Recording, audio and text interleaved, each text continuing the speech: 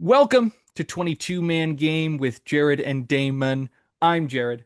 That's Damon. We are here at 9:54 p.m. Tuesday, October 28th, 2025. Here to bring you episode 14. Damon, how are you? I am so tired. It is past my bedtime. I'm an old man. I've asked the students at work to start referring to me exclusively as Unc, because my old achy bones just can't take it anymore, and I need to be tucked in. How about you, Jared? How are you? I am doing really well. I want to start by talking about a non-football sport, if I may, because I mentioned on the podcast a few episodes ago, probably 3 weeks ago, how awesome it was to watch the end of Tigers Mariners. That was the deciding game in that series for baseball, went all the way to the 15th. Last night, tied for the longest game in World Series history in terms of innings between the Blue Jays and the Dodgers. I started watching in the 12th or 13th when I got a notification from ESPN and sat there for 2 more hours in an electric, just waiting for hitters to finally knock one out of the park. Can they get people on base? They're really struggling to do that. Finally, um, with the batter who ended the previous longest game up in the rotation. It was Freddie Freeman before him who managed to knock one out of the park, giving the Dodgers a win. But as we sit here at the bottom of the ninth, it looks like the Blue Jays are going to best the Dodgers to even up the World Series. Baseball in the playoffs, going that long, extra innings is super fun, and it was really exciting for me. And that's why I wanted to talk about it and give the update to the listener live. Yeah, baseball's too long. It was like almost 2 a.m. when you texted me about it, and I was still awake because I'm insane. And you know, that's on the West Coast, I imagine. It was probably in LA. Mm-hmm. Man, imagine trying to follow that game if you're a Blue Jay fan in Toronto on the other side, 3 hours ahead. Yeah. Nightmare. No, it's brutal. They were talking about it a lot because they measure length both in terms of time and innings, because that's obviously variable in baseball depending on how many people get on base, how many hits does it take, and pitches it take to get someone out, whatever, whatever. And they showed that it was like 3 a.m. in Toronto, right? The game started at something like 5 o'clock, so it went for almost 7 hours, I believe. And that is both too long and also deeply exciting. I was going to go to bed. I got the notification. I was like, might as well see where this goes. Man, oh man. I'm personally rooting for the Blue Jays just because the Dodgers have so much cash. So absolutely. Yeah. Also, having your ace be named Vlad is awesome. Vlad Guerrero Jr., if I'm not mistaking his Yeah. name. Yeah. Just what a Yeah. you know, it's so intense, so intimidating.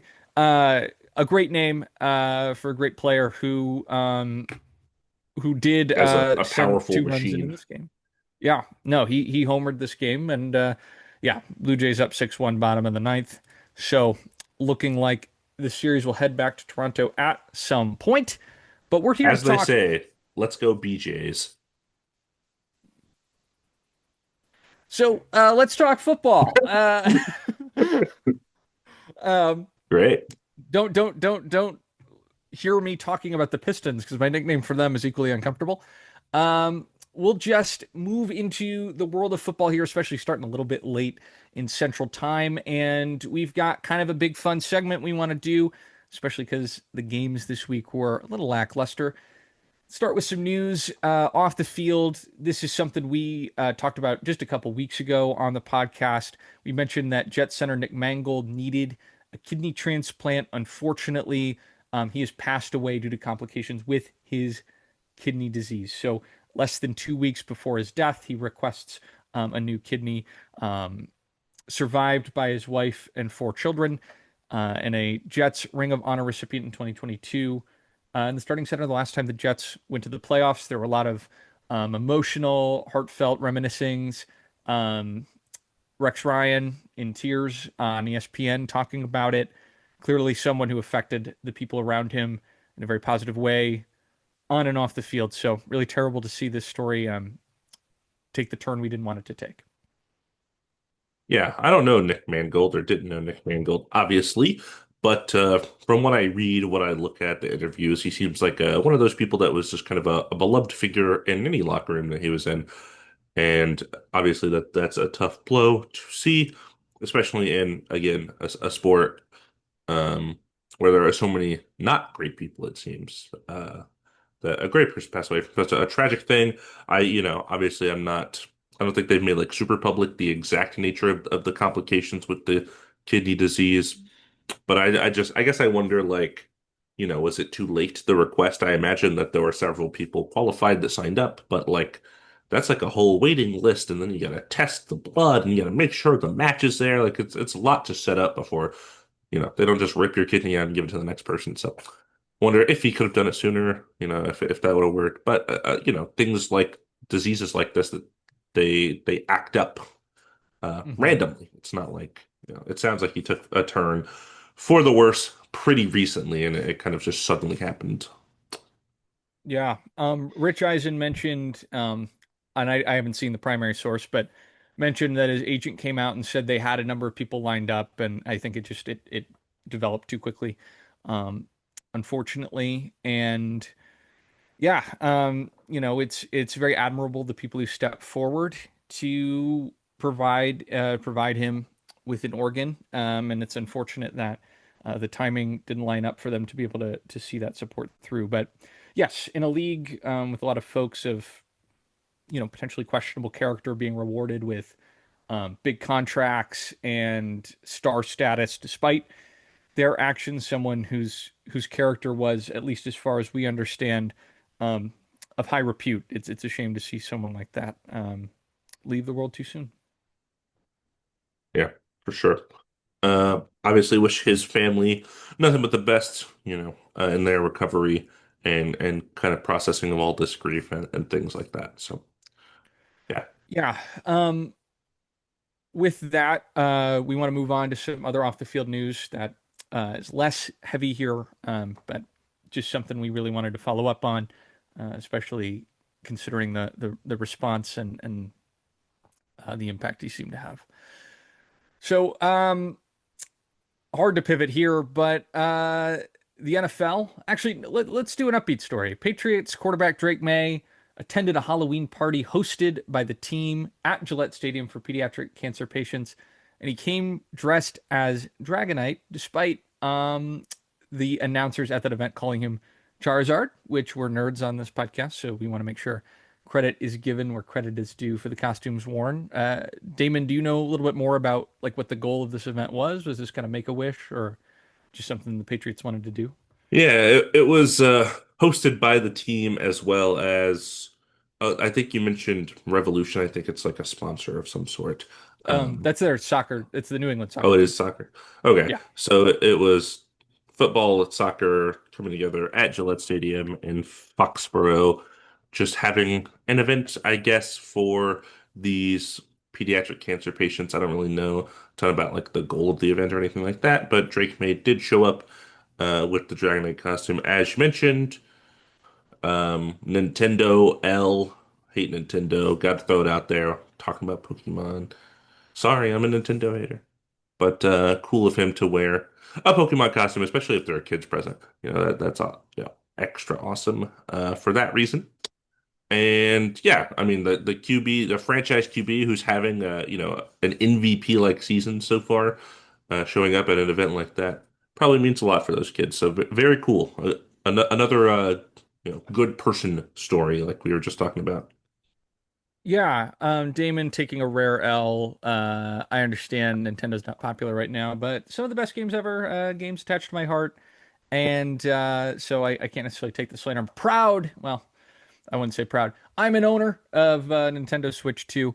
But yeah, I think it's really cool when a young player steps out and does this, especially I think Damon, you can probably relate to this too, being at an age where a lot of athletes, NFL, NBA, MLB are all in our age bracket. Um, and people getting drafted are younger than us now. Like there's sort of a shifting relationship to athletes and seeing kind of younger folks coming up.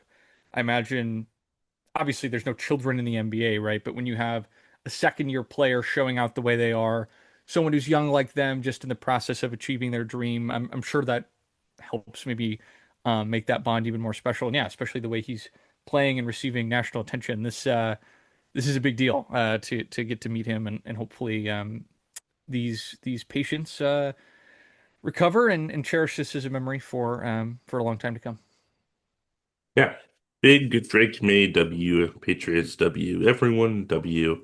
Whole AFC East. I know Josh Allen has been doing the thing right where it's like a hat um, that has been made by a patient in the hospitals over there in Buffalo. Excuse me, a child um, going through something, right? So, seems like there are good NFL things in regards to stuff like that. Another NFL thing, they're moving the Pro Bowl to Tuesday of Super Bowl week. Why? Probably because the Pro Bowl sucks super hard and they want to make people care about it more. I don't know if this will do that. What do you think, Jared? Yeah, I think the Pro Bowl sucks as well. You talked a lot about the All-Star game for the NBA. Pro Bowl has a similar problem, and I think that there's a lot of improvements the NFL could make to make it even like slightly more interesting. I know it's going to be in San Francisco as opposed to Hawaii. I heard Peyton and Eli talking about it on the Monday Night Football Manning cast, and also that they won't be back to coach the teams. So hopefully, maybe we get a different shape. I would love to see maybe like I would totally watch celebrity players, which I know, for flag football, maybe that's tough, but footage of Pro Bowl quarterbacks trying to train like Kendrick Lamar to be a pinpoint passer kind of sounds Mm, entertaining. Just yeah. anything. I think the premise of do you want to watch amazing athletes do less interesting things than play the game of football? Like it's just a flawed premise. So until they really shake that up, I'm not really going to care when they do it or where they do it, because it's a snoozer and it just clogs the Twitter feed with NFL posting random skills challenges. So Yeah. I feel like it wasn't as bad when I was a kid because it was basically just like a football game that didn't matter, but it was still a mhm. football game. And I'm not necessarily saying that it should just be a football game because I know there's, worries for injuries and things like that. I think that was kind of, one of the primary reasons they went away from that, to not injure the best players during an event that ultimately doesn't matter. Or maybe they make the event matter. I think, what is it the MLB All-Star Game does where I think it's winner of the All-Star Game, that conference gets World Series home field advantage, I think, I didn't know that, which but is that's really cool. yeah, and obviously the Super Bowl's in a neutral site, so you can't do exactly that, but it makes the MLB All-Star Game matter more. So I don't know. Yeah, I mean, maybe you could do something like wherever the Super Bowl's held, you have like that team's logo in both end zones. Like you paint the field as though it were a home game for them, or maybe that gives them like some sort of draft. I don't know. I don't know. For the conferences, it's tough, but Compensatory third round pick for all franchises involved that win. hey, Congratulations. that'd be crazy. Maybe an eighth round of the draft that's just dedicated to this. Yeah, I don't know. I know doesn't the NBA do cash? I mean, I know cash isn't that exciting. Um, Yeah. the NFL might do cash too. I mean, again, I don't really know. I know they play a flag game, which I think is fine. I think if you're going to do a Pro Bowl, you don't want guys getting hurt. Flag's probably a good way to keep people safe. They're not playing super aggro defense in the Pro Bowl anyway. Maybe they play into rivalries more, like Jordan Love and Amon-Ra St. Brown have to team up to try to get the most receptions in this. Like I don't know. I just any form of intrigue, like just start throwing stuff at the wall and see what sticks. I don't even care. I I'd feel like watch the him play skills chess. I challenges don't they know. do are not interesting at all, really. Go through the Madden or the CFB games. Just pick some of those like gauntlet challenges, throw them out there, see how you do. Here's my real pitch. When is the All-Star weekend in the NBA? Is it February? February. Hmm. What if you just line that up with the Pro Bowl and then you do a joint All-Star game between the two leagues? That'd That be would, insane. I think the NBA one's a little later in February. I think it's after when the Super Bowl happens. But I mean, if they made it a week earlier, that's I fine. mean, I just think you could do something crazy where it's like a basketball game where the point guards are NBA players and then the other four positions are NFL players, and then a football game where the quarterbacks are NFL players and the other positions are a mix of NFL and NBA players. I feel like people would watch that because you always wonder, like, oh, what if LeBron did play tight end? Um, Mm, just, I that's mean, I don't know. so. This is Anyway, a good idea. Yeah, a um, combined all-star game for both sports. it'd be, I don't know. I just feel like, maybe there's got to be a time where all the leagues are kind of not doing anything. Like, maybe you do it then. I don't know. But anyway, the Pro Bowl is broken, and maybe we can make that an off-season pod. What would be our Pro Bowl if we had to like negotiate how we would make that work? I think that'd be kind of fun. Yeah. We could talk about this for 45 minutes because I think we're both very frustrated at the state of All-Star games. So let's just move on to the Patriots doing every transaction this week, pretty much. Hmm. If it didn't happen on the field, the Patriots were mostly involved.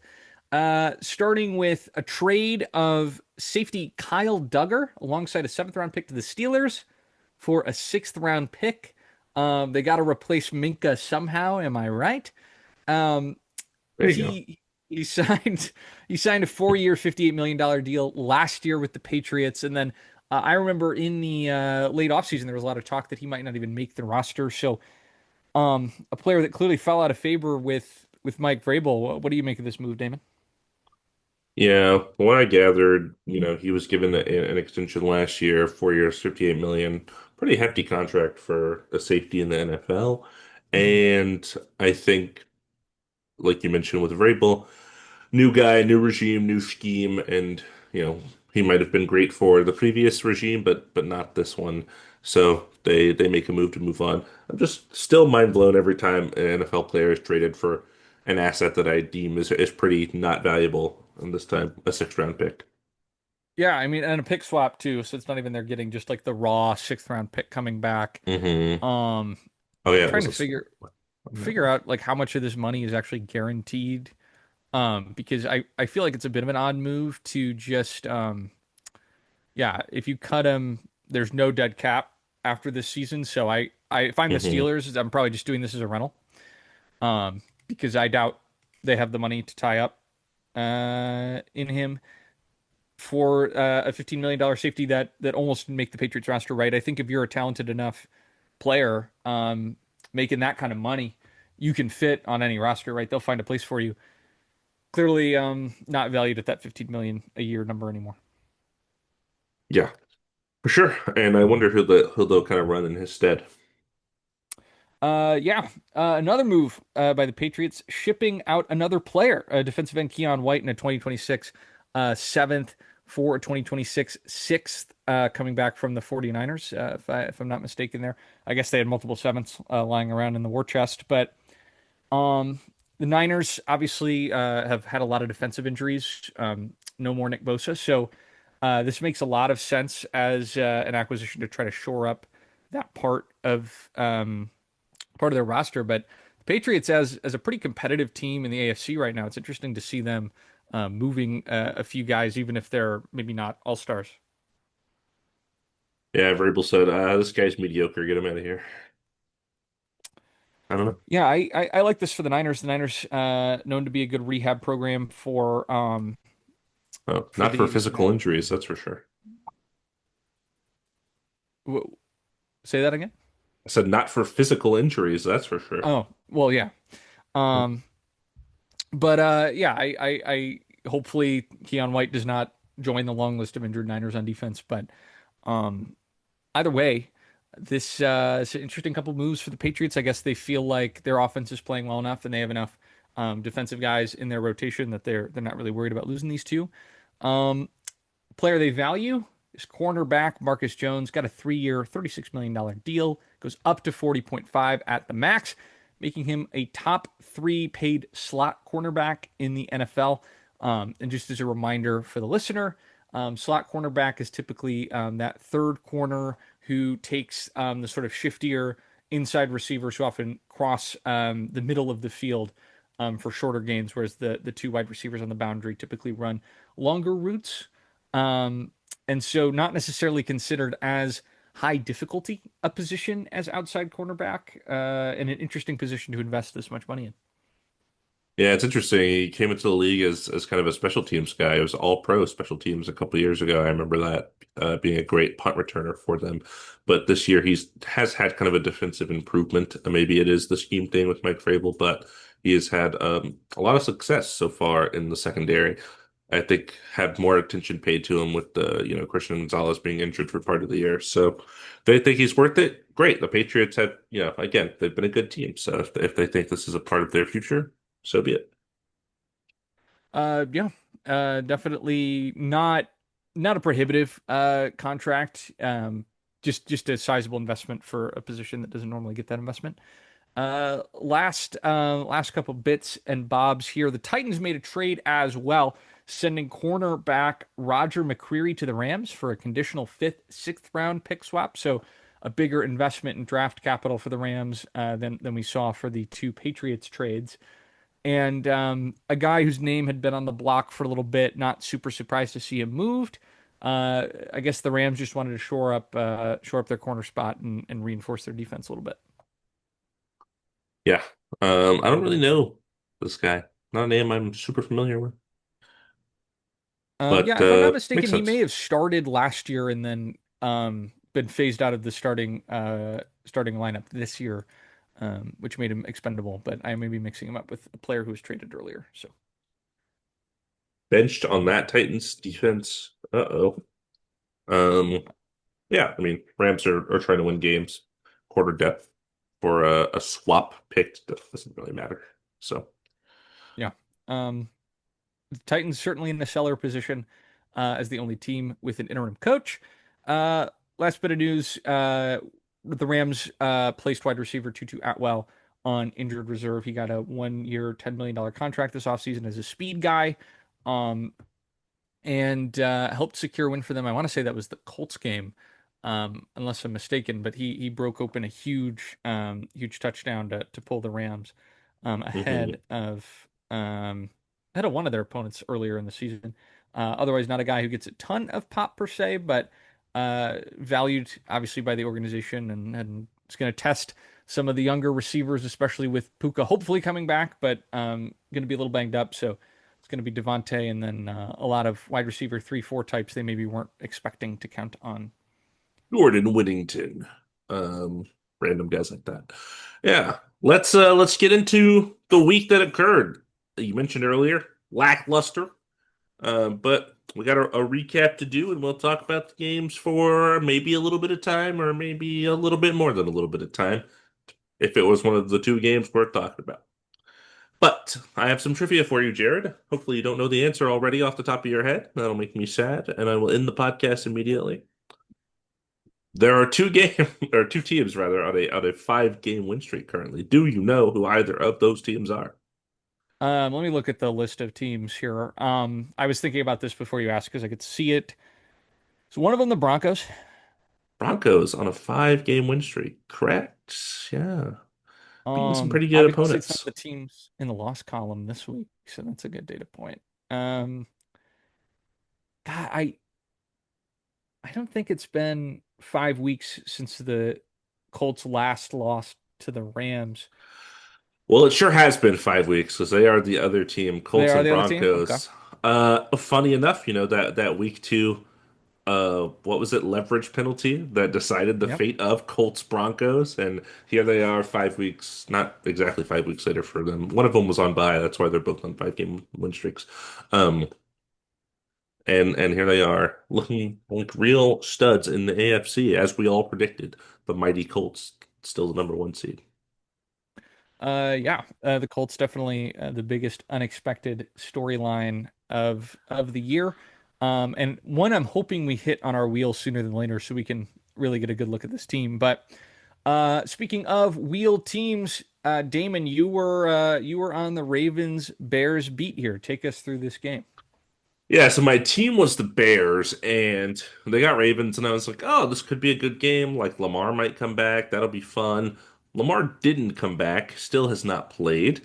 And Snoop Huntley took the QB reps after they signed him. He was released by the Browns earlier. He's had been on the Ravens before, a Pro Bowler on the Ravens before, even.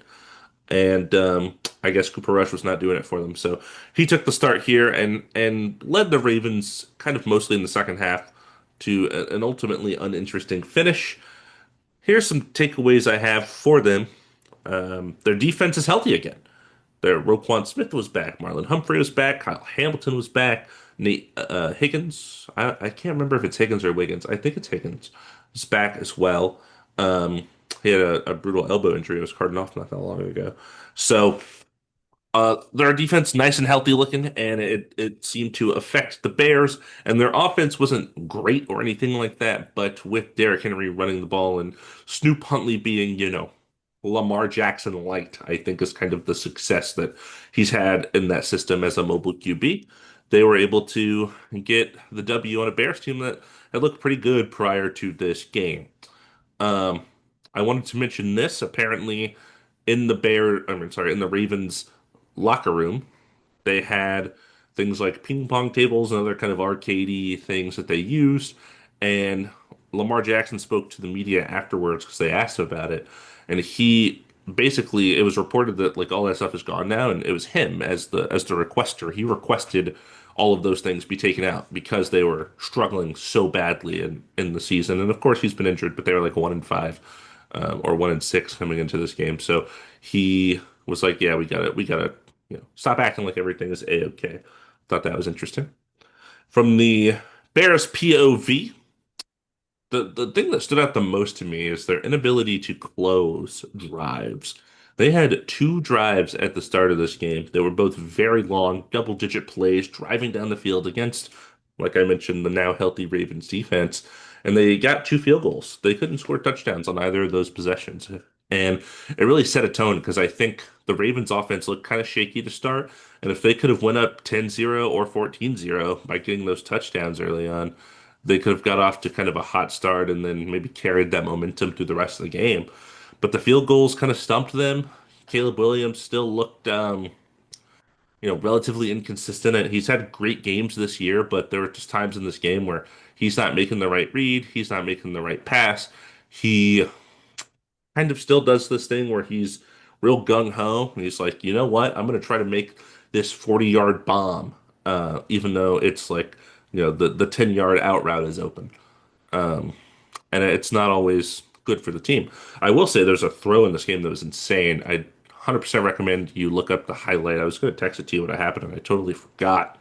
But Caleb Williams is scrambling in the pocket, about to get sacked, kind of stops for a second and just hucks a ball down the opposite side of the field to DJ Moore, who like extends his arm and barely catches it with one hand and reels it in. It was a super awesome play, and I was like, okay, there it is. Like you see the number one overall talent when he makes plays like that, putting the ball in a position that only DJ Moore could have really made a play on it. But yeah, the decision making I think still needs some work. Offensive line still not great. And I think people are starting to talk with Jaden Daniels last year and Drake Maye this year as was this guy really the best quarterback coming out of the draft? Because he was so clearly the number one overall pick. But I think we've seen more success from some of the others. That could be from the rest of the team around them, from the system, etc. Last thing I'll mention for the Bears offense, Ben Johnson as the head coach, you see the creativity that you saw with the Lions. A lot of interesting formations in this game, a lot of like screen passes for both backs and receivers, kind of jet sweeps, play actions, boot routes, like all these kind of interesting plays, not like, okay, here's our I form, very obvious run, or here's our kind of like shotgun five wide. We're going to try to pass a slant route. A lot of kind of keep the defense guessing. And I think it's a system that could work and maybe did work so well in Detroit because, Jared Goff, I think, is not the athlete that Caleb Williams is in terms of his mobility, his arm, anything like that. But he is pretty poised and he can make the right decision. And I think when you have a creative offense that's kind of doing all these things and confusing a defense, you need a quarterback that's going to be able to take advantage. And I just don't think he's there yet in terms of his kind of NFL awareness, is kind of the disconnect I noticed there. Defense, they were fine. Kevin Byard almost got another interception. I feel like I watched him get an interception literally every single week. I know they had 30 points put up on them, but I think ultimately it was the Bears offense kind of getting stunted and their defense being on the field too long, getting tired, etc. I don't think their defense necessarily played bad. I just think they didn't have a lot of time on the bench to rest and such. So those are the big observations for me when I watched this game on Sunday. Do you have anything to say about anything that I just said? Because I just talked for what feels like forever.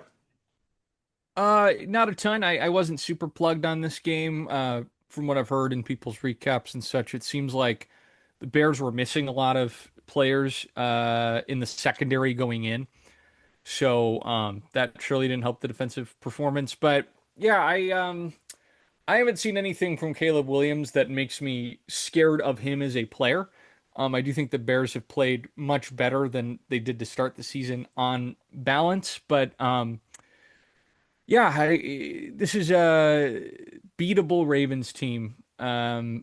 Granted, coming off the bye, I'm sure that helps, but I think you'd be optimistic that if the Bears are putting themselves in position to be potentially pushing for a wild card spot, you maybe want to see a little more fight out of them. But it seems like, as you said, this was less about the defense breaking and more just about the Bears offense not finishing drives, giving the Ravens more opportunities to go down the field and score. So other than that, Yeah. I don't have much for the game. Any last thoughts about Ravens Bears you want to share? Yeah, you mentioned the secondary. They had like three of their starting corners were out, like you said. So that was an issue, but it's not like Tyler Huntley was killing them in the passing game or anything like that. They weren't being dogged by Snoop. There you Hey, go. fair enough. Okay. I'm gonna get to my Fair game. enough. Bare enough. They weren't bare enough this week. And the Panthers weren't Panther enough. In my game, I was assigned the Bills, who won this game 40-9. Question for you, Damon. What was the score after the first quarter? Brother. Was it like Panthers up 3-0? It was actually Bills up 3-0, but great Okay. guess. This game felt like it could have been close, and then it just slowly kind of fell apart for the Panthers and then got to silly season in the third quarter. The play that jumped out from my memory, and I had to look it up, I forgot about the return. A defensive lineman intercepted one of Dalton's passes and got it down to the 1 yard line. Bills score immediately afterwards, and that takes the game from 12-3 to 19-3. And that's when it started to feel like the game was out of reach for Carolina. Up until that point, it felt like they had a chance in this game, right? Only go down by a field goal. Andy Dalton or somebody fumbled in the first quarter as well. It appears. I'm trying to see what. Oh yeah, he just. I mean, just I remember this. It just popped out of his hands. Good play by Greg Rousseau to sort of get him on a scramble, and so multiple turnovers by the Buffalo defense. I would say the highlight performance of this game for Buffalo, especially, came from James Cook, who absolutely went supernova in this game. I believe the most rushing yards of any player this season on the ground with 216 rushing yards. Didn't tack on a ton in the passing game to that or anything, but he was certainly absolutely taking control on the ground. Busted open a 64-yard run for a tutty as well. And overall, just had a really strong, dynamic, dominant game. And I think that was the takeaway for me about the Bills is in their register of just being like really wonderful and consistently competitive and just so good, right? They've been such a great team over the last 3, 4, 5 years. I think a lot of that has come without a true one element of dominance, right? I think of the Bills as a team. Obviously, Josh Allen is an MVP level quarterback, but there hasn't necessarily been that MVP level wide receiver, right? That like true top five guy outside of maybe a couple of years of Stephon Diggs. But having a player like James Cook who can take over a game on his own gives them another element to their offense, gives them that sort of lethality that they need, I think, to truly challenge the other top teams in the AFC. Those being obviously right now, I guess the Colts are one, Broncos might be one, Chiefs putting themselves in position to be super competitive. But yeah, this was a game that was difficult to draw a ton of conclusions from just because it was over by midway through the third quarter. It was good to see that corner Maxwell Hairston, their first round pick this year, was able to come off IR, though safety Taylor Rapp goes on to IR. And the big news for the Bills out of this game, defensive tackle Ed Oliver tore his bicep and is out indefinitely, placed on IR, may not return this season. Defensive tackle Jordan Phillips and safety Jordan Poyer, classic Bills of this most recent era, signing back to the team to fill in those gaps created by those IR moves. But the big takeaway for me from the Bills, if James Cook can do this in a playoff game, I think the Bills win that playoff game. This was just sheer dominance in that respect. I think the turnovers on defense, unfortunately, make it difficult to fully assess their defensive performance, though the fact that you had guys like Rousseau, AJ Epinesa was the interceptor who returned it to the one. You want to see their defensive line being disruptive. I think pass rusher has been a question mark for this team for years. And so you want those kind of dominant turnover performances. If you're a Panthers fan, sorry, got nothing for you. I read after the game and heard after the game that it seems like Chuba Hubbard is going to just take over as the lead back. Or I'm sorry, Rico Dowdle is going to take I over. was They're going to not going say, to I do the heard the rotation with opposite. Chuba. Sorry, the opposite. Rico, who had the dominant performances with Chuba injured, it looks like he's going to kind of take over as the bell cow, which I think is good for the Panthers. But no Bryce Young in this game. Andy Dalton just was getting sacked. Offensive line didn't give him a ton of help, and he didn't necessarily help himself either. So the Bills took advantage of an opponent with a backup quarterback and put up the kind of dominant performance. Sean McDermott, I want to say, is now 9-0 coming out of the bye as a head coach. So this is par for the course and a nice course correct for the Bills after losing two straight. Man, I had so much to say about a game that had so little worth talking about. But anything you want to add about this game? That's the job of a true media analyst right there, really making something out of nothing, and I think you did a great job.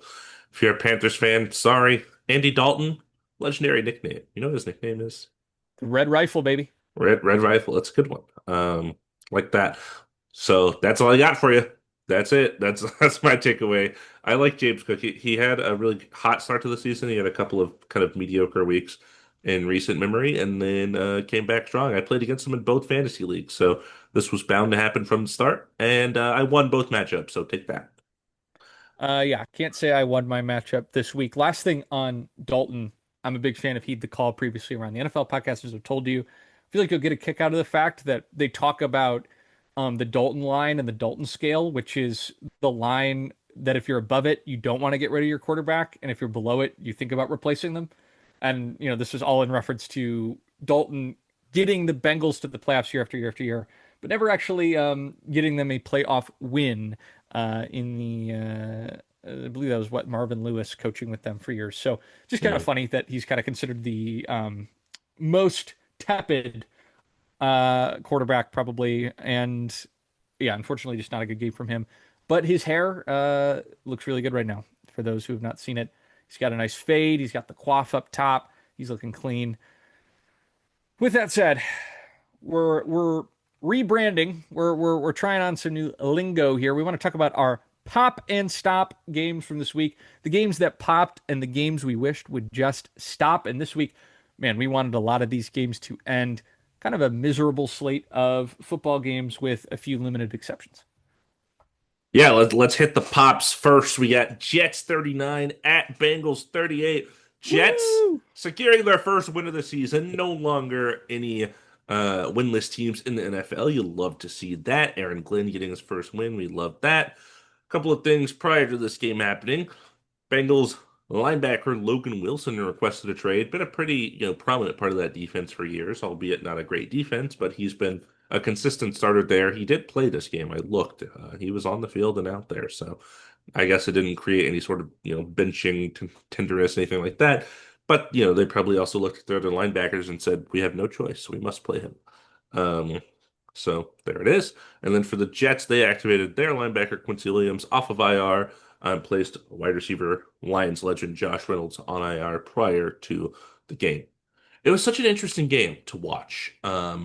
Justin Fields, welcome back to the starting position.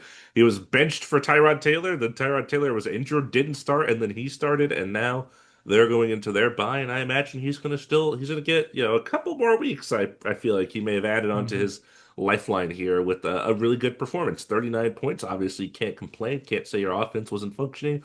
Can't say any of that. Granted, it's a Bengals defense that we've clowned on since the preseason.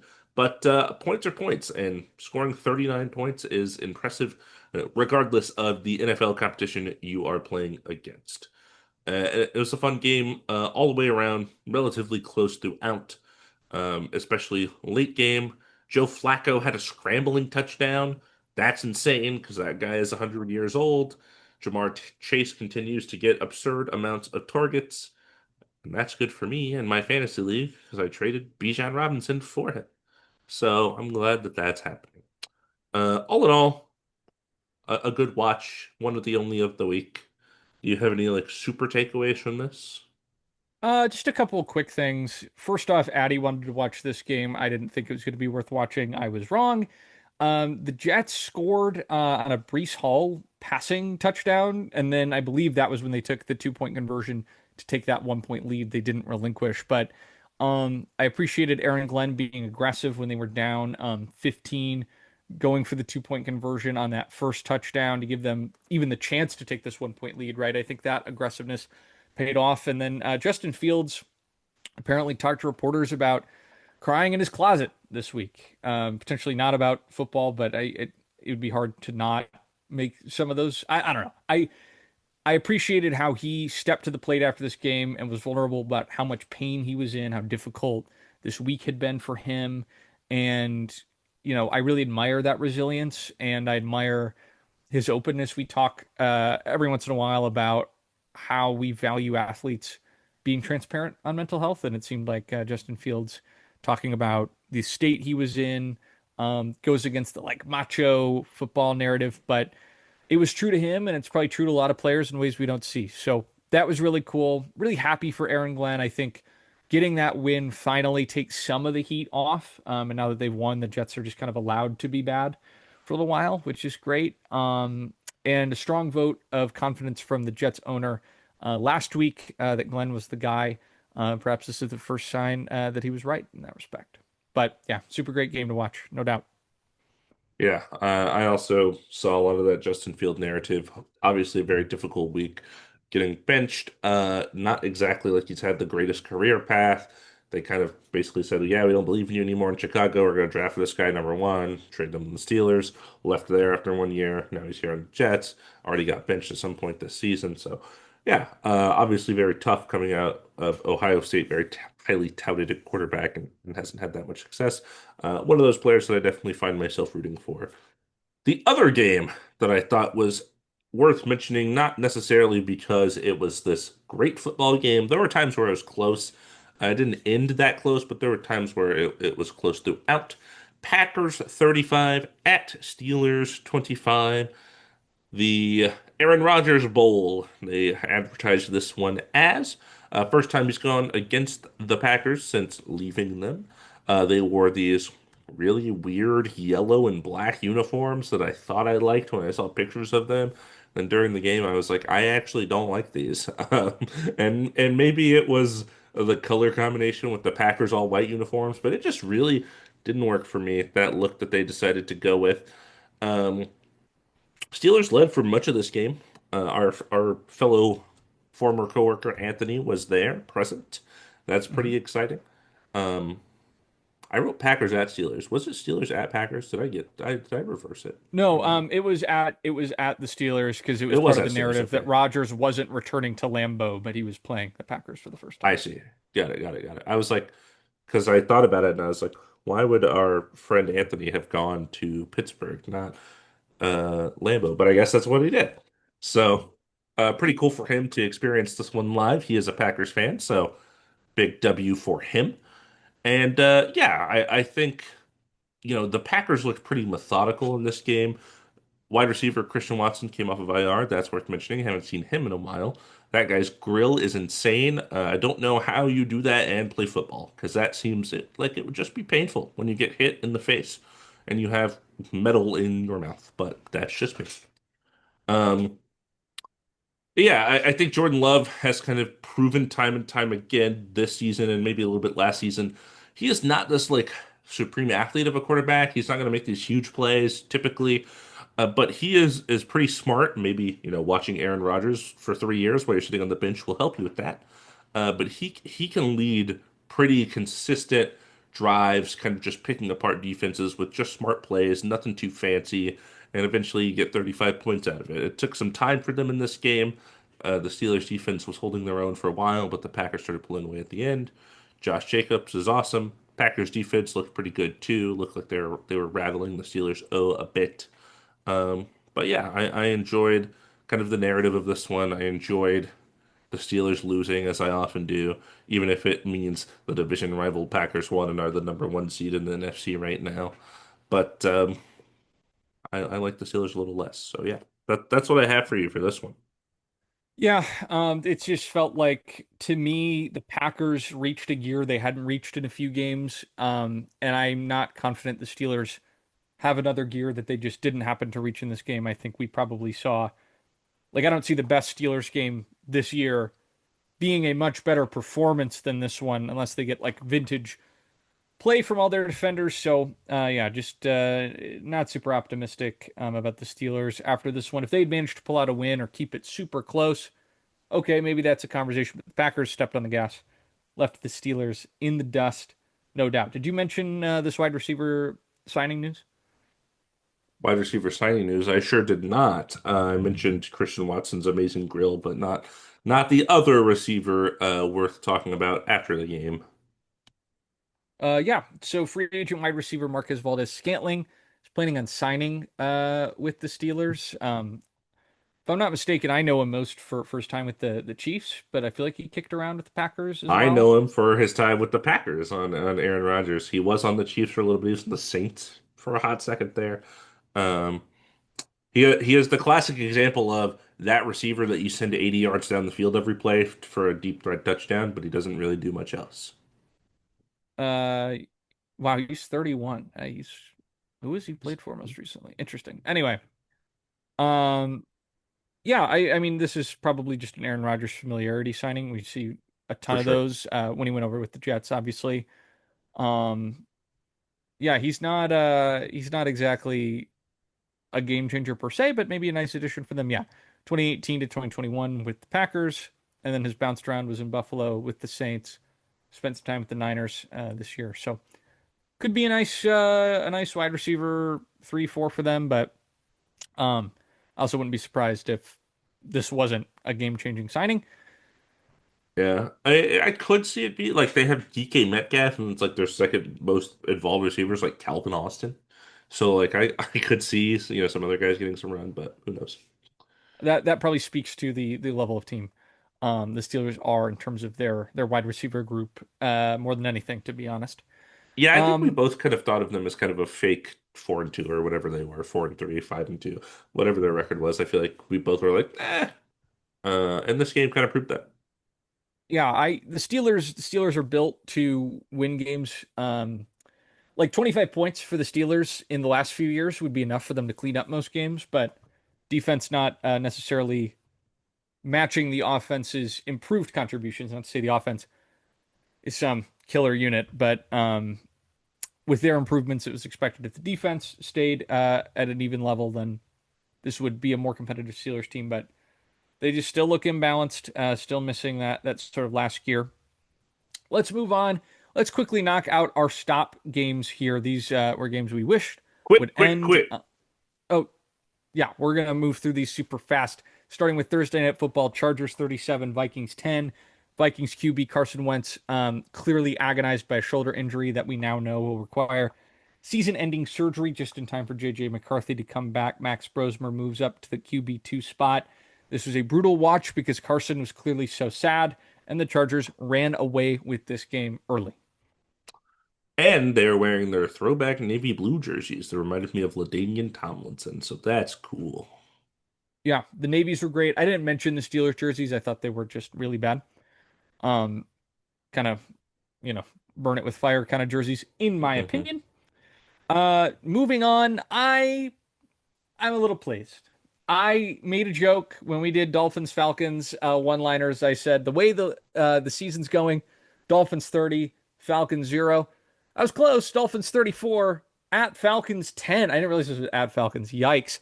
The Falcons Tough. put linebacker Divine Diablo on IR, and the Dolphins put tight end Legendary Darren name. Waller on IR. Divine Diablo is maybe a top five name in this league. Um, they bring Greg Dulcich off the practice squad to replace Darren Waller in Miami there. And Dolphins corner Storm Duck exited with a knee injury out for the season, already one of the most depleted positions on the Dolphins. I don't think this win Minka means the Dolphins. Fitzpatrick. Minka What? Fitzpatrick take is looking super good right now. Minka should just start playing outside corner. He should, yeah, he should just transfer to that position. At this point, well, I don't think this win is as much about the Dolphins being a competitive team this year as much as it is about the Falcons proving they are not ready to earn the respect they want after beating the Bills. Oh, are the Falcons real? The Falcons said, "We're not. Don't worry, we are not real." Remember that Um, Panthers game? Watch this. yeah. Panthers, like at this point, being over 500, losing to the Panthers is not the worst thing in the world. Losing to this Dolphins team is much closer to that. Let me give you this, right? Panthers beat Falcons 30-0. Falcons beat Bills 21-14 or whatever it was. Bills beat Panthers 40-9. It's like what is going on here with the It is a string of weird, it is games? a weird season. Maybe Bryce Young is just that much of a difference maker. Either way, yeah, this game, I saw this one on the schedule before the season started and went, oh boy. And then we got to it and it was an oh boy for different reasons. This did not make my split screen. One that I was tracking closely because of being a Woody Marks fantasy owner and starter this week, Texans, in a surprising outcome, 26-15 over the 49ers, who had been keeping the ship afloat despite injuries week in and week out. But the Texans offense blows up after an abysmal Monday Night Football performance, and they're able to keep their season alive by putting the Niners down. Yeah, the Niners looked pretty. They looked pretty Texans on offense for a lot of this game, despite Mac Jones filling in admirably for Brock Purdy. Started clicking a little bit towards the end, but not a lot of action for really any of the receiving threats. George Kittle, founder of National Tight Ends Day, scores on National Tight Ends Day, we all expect. But aside from that, nothing crazy. No crazy CMC game. No crazy anything. No random Kendrick Bourne has 12 catches. Just kind of a bleh performance from them. Yeah, Texas I defense really good.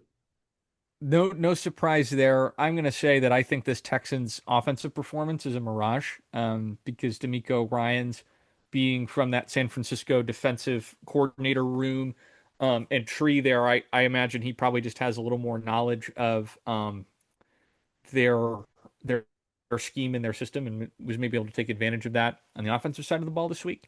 Um, I would not be surprised if they come back down to earth, but maybe they unlock something. Who knows? Next game, Patriots 32, Browns 13. Browns running back Quinshon Judkins exited with a shoulder injury, but is considered day to day. Despite some of the questions about Judkins' character, he's undeniably been the most explosive offensive player for the Browns this season, if you ignore the contributions of Dylan Gabriel, who firmly lost this QB battle. And so he's considered day to day. So fortunately, Judkins, despite a shoulder injury, should be available for the Browns going forward, which is good. He's one of the few bright spots on a terrible Browns team. And they're on bye this week, so that gives them a little extra time. And I hear after this bye we may soon approach yet another QB change over there in Cleveland. Wasn't Shadur Sanders inactive for this game? Inactive with a back injury, yeah. Interesting. Okay. When we get to our tier list, maybe we'll have to make some unexpected placements. Uh, Okay. yeah. I'm gonna move on from Drake this Maye one. looks awesome. Yeah, Drake looking great. I mean, when he dons that Dragonite costume, he's Hmm. on fire. Eagles 38, Giants 20. Prior to this game, Giants head coach Brian Dable and running back Cam Scatabo fined $100,000 and $15,000 How respectively. did I not write this? Sorry, go ahead. Oh, I actually, yeah, for violating concussion protocol when Jackson Dart was being evaluated, and Cam Scottaboo had what I think is the most difficult to watch injury of the year when he dislocated his ankle. You know it's a bad injury when they won't show it, and they'll talk about the fact they won't show it because it's so awful. He's done for the season.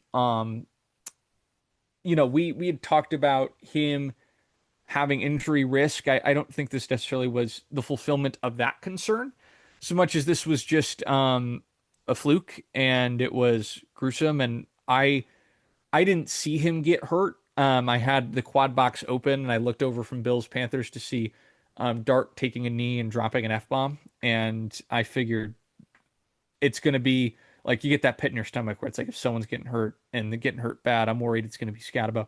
Um, and unfortunately, it was. He was in great spirits. He was pumping his team up. He was kind of smiling and giving the crowd some energy. So good on him for that. But brutal injury that kills a lot of the momentum the Giants had started to discover, even if they weren't going to be competitive this season. Hopefully, comes back at full strength. Yeah, we talked about, like you said, the way he runs and stuff and how it could be dangerous. Like you said, I don't think this was exactly that with the ankle. He usually is a truck head down kind of runner. That doesn't necessarily scream ankle injury or anything like that. But yeah, he's kind of been one of the big vocal forces for them. Still was post injury, as you said. I know there's something about him talking to Tyrone Tracy, the rookie last year who took over um the starting duties, and he was like, yeah, like it's your shot, go out there, get him, just kind of that thing. So hopefully he can have a full recovery and still cheer them on and inspire them despite not being on the field. Yeah, definitely a moment that makes you root for him more than you already were. Um, let's Saquon hit had a these. huge game as well. Other Saquon, back yeah, in took. back in New York, or not back in New York, sorry, hosting the Giants, former team. Um, both times he's played them since he's gone, or at least once when he's played them, he's had huge games. Last year he had a huge game against them. Now this year he's had a huge game against them. Yeah, Saquon looking like the old Saquon. Don't know how much of this is you're playing the Giants, and looking for revenge, but this was a win the Eagles needed to get some spirit back in that locker room. Let's blow through these last few because holy smokes, were they snoozers. Bucks 23, Saints 3. Took a little while for the Bucks to pull away in this game. You sent the nasty goal line tipped ball pick six on Spencer Rattler. Rattler was benched in the third quarter of this game for Tyler Shuck, the I want to say 26-year-old second round pick uh, of the Saints. That wasn't a joke. Yeah, I he's think he's like, I think he's 26. 25, or at least when he was drafted, I think he was 25. And he has now been named the starter. So they're gonna give a look. He is 26. They're gonna give Shuck a long look here. Um, and I think that I don't feel like Rattler is so bad a quarterback that you needed to pull him, but they've made that choice. Again, Buccaneers weren't necessarily super dominant in this game, I thought, but Saints just were putting up nothing on offense. So I think I understand the motivation from that perspective. Yeah, you know, watching Spencer Rattler throw that interception where the D lineman tips it, picks it off, runs him over, and scores, and then benching him, and then not naming him like on the bench for the foreseeable future, sad, very sad for Spencer Rattler. I could totally see Rattler. If I'm a team that doesn't have a surefire quarterback, I would call because if they can pry Rattler away from that quarterback room for a pick, maybe you have to wait till the offseason, so be it. But he showed enough where I don't know if I'm Kevin O'Connell, I would love to have Spencer Rattler on my team right now. Um, I think he's not played so poorly that his career looks over despite the lack of winning. I think that's as much on the Saints as it is on Rattler. So For sure. um, Colts 38, Titans 14 prior to this game. Titans put corner L'Jarius Sneed on IR. This looked kind of close for the first like 5 minutes, and then the Colts just shook the Titans like Jonathan Taylor, ragdolls. man, my goodness, Yep. he Yeah, he's a has dog. that like Derrick Henry thing where he looks really big and strong, and then I watched him run to the sideline and outrun their entire secondary. I was like, oh, okay. Didn't Yeah. realize you were faster than their whole team as well. The Rich Eisen show wondering and speculating that he should be the MVP this year. I don't know Mm. if we'll get a running back at MVP No, again, but wasn't Saquon uh last year when he had like 2,000 yards? There's no way. yeah, I don't know. I mean, they he has been scoring at an insane rate, but no, I don't necessarily think it'll happen. But he certainly played at that level. Again, Daniel Jones keeping him out of trouble here. Divisional games, you never know.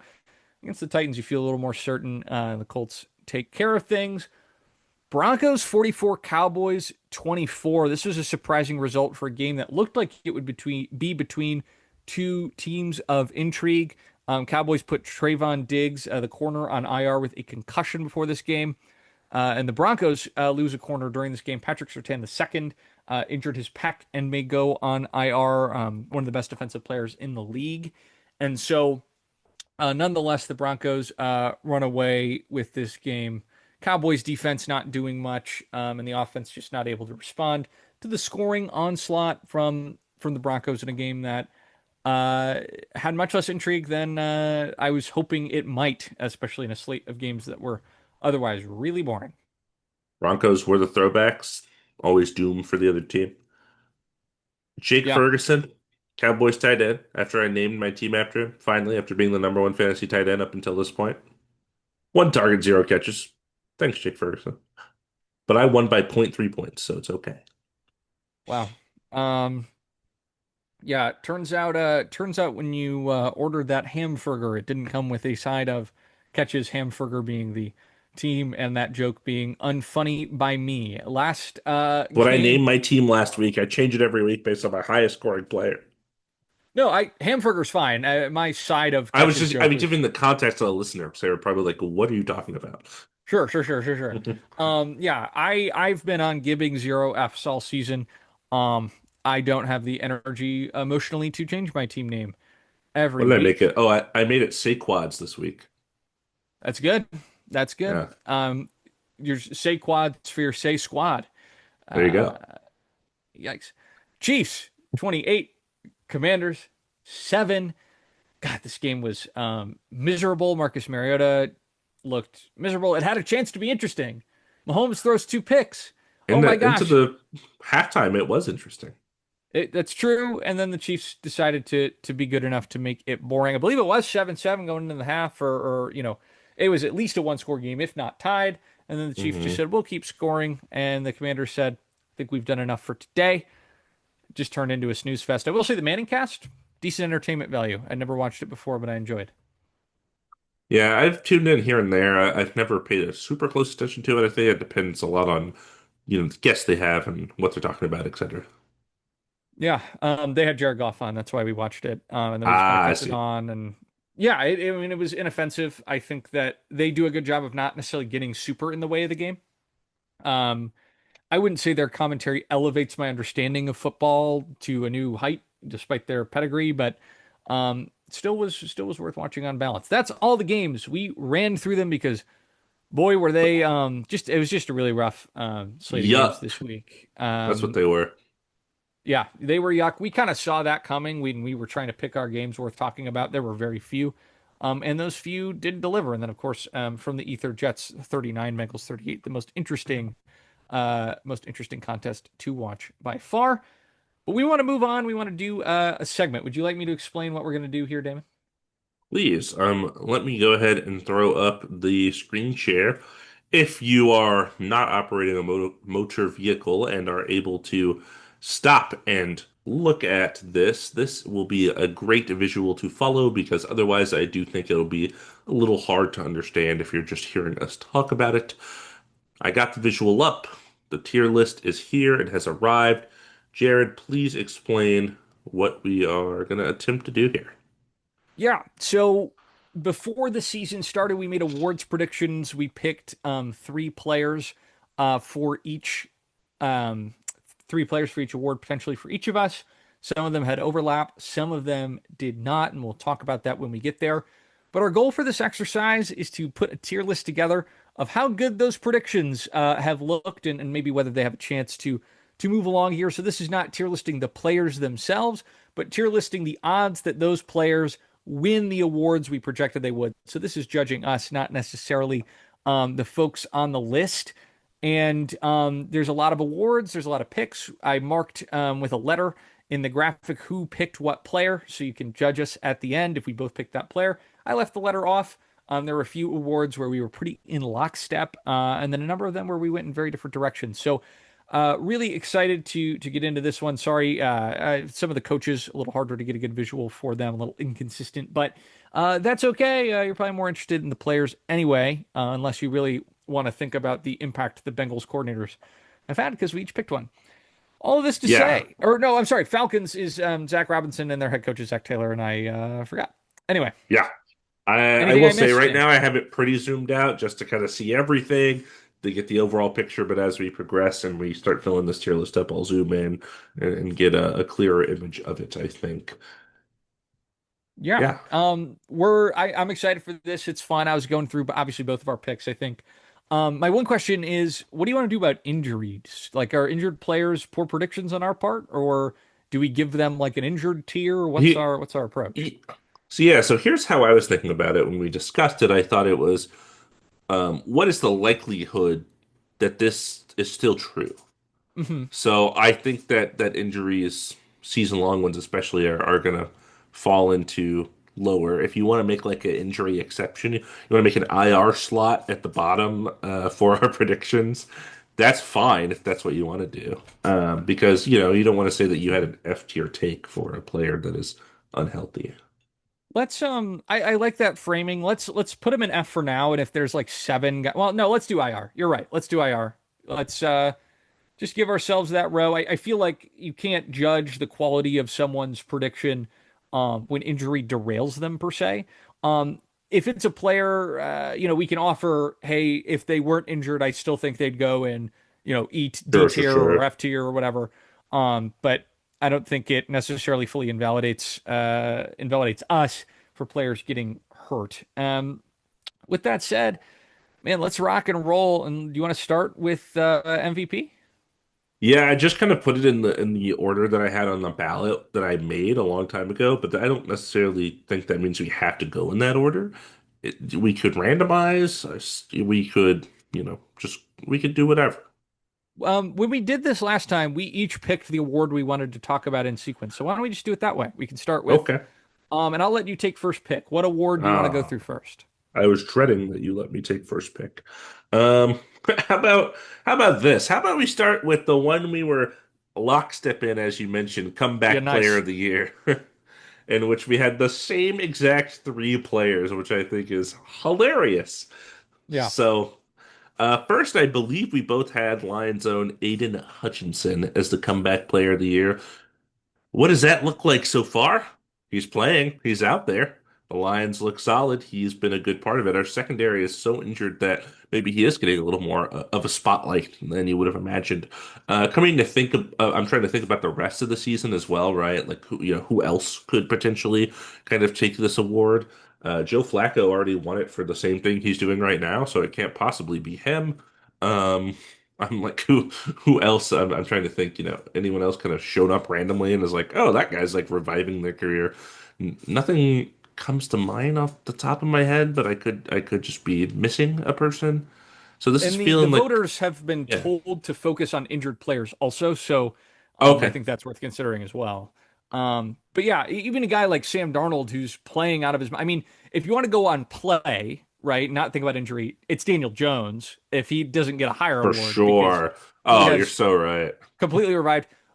But I'm trying to remember, was Jonathan Taylor injured last year? Because he could potentially be, if he was, I don't recall. That might have I been don't 2 years think ago. maybe he had like, yeah, he might have had like maybe some knick-knack stuff, but I don't think he was out for like a long time last year. I think our pick for Hutchinson right now feels like a I mean, I'd go like top of B tier, bottom of A tier pick. I think that there aren't a ton of guys who come to mind that are the obvious back from injury surprise players who are dominant coming off of injury. Um, and I think that, there might be someone that we're just totally blanking on. Micah Parsons was banged up last year if they want to go in that direction, although I think he's still going to be maybe more in line for DPOY. But I want to know your thoughts. Yeah, I was looking at Jonathan Taylor played 12 games last year, so nothing crazy there. Like I said, missing, games here and there. How about I do this too, just in case we don't forget any relevant names, is look up current odds for these awards. Oh, great. Uh, Said it before, I'll say it again. Not a betting podcast. Don't promote betting. Don't promote gambling. Dom and I are going to talk a lot about that tomorrow. I'm Um, excited. so not our thing, but you know, it's good reference to see kind of what people are thinking for these awards currently. But I looked at them as well at the start of the year just to kind of get an idea, not for my picks, but for what other people are kind of thinking. And then now, halfway through the season, basically week 9 already, what do they look like? So here, you want me to read you the odds here for comeback player of the year? Yeah, super quick. So, favorite Dak Prescott right now. Oh, yeah. Um, Yep. Yeah, he was pretty injured last year. CMC also pretty injured last year. Basically missed the Yeah. whole season.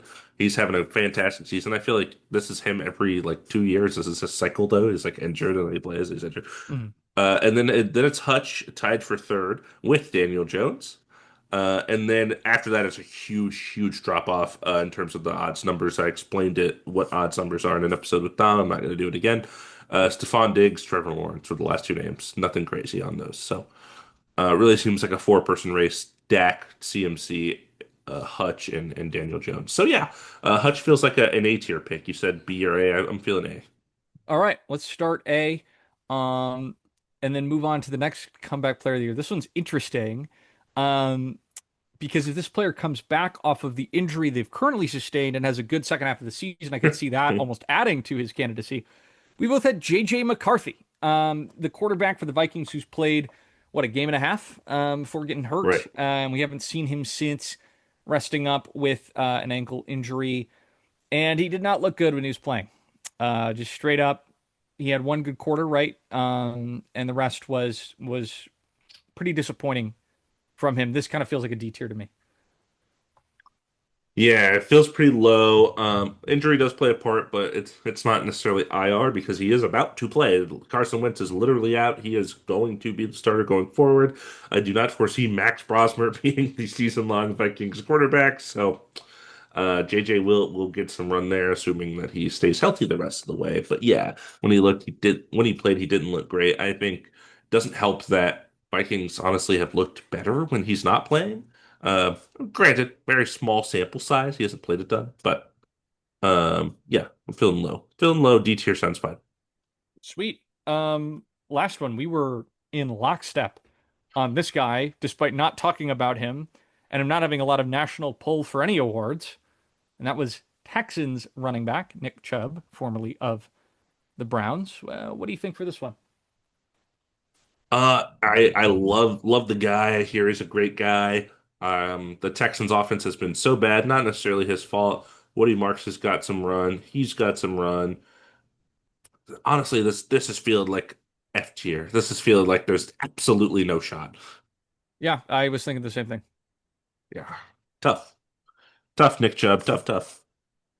Yeah, fun that we got to connect on the Nick Chubb experience. Unfun, unfortunately, to see that he's not quite had the season we maybe hoped, but that is all Yeah, right. That is all right. I'm next up. Those obviously the maximum we would have is six, three different for each of us. But that one we had all three the same players. I'll go to the one that has the most overlap after that, which is Protector of the Year. This is a new award for the league's best offensive lineman. We had two of the same and two different. Let's start with the players we had aligned on, and we'll start with Penei Sewell, who to me feels like an A tier pick because he's been one of the three or four best offensive linemen in the you want the league. odds? Hit me. As soon as I said that, I couldn't find them anymore. Actually, they're not here on the website I'm looking at all. Sorry, go ahead with your explanation while I find them elsewhere.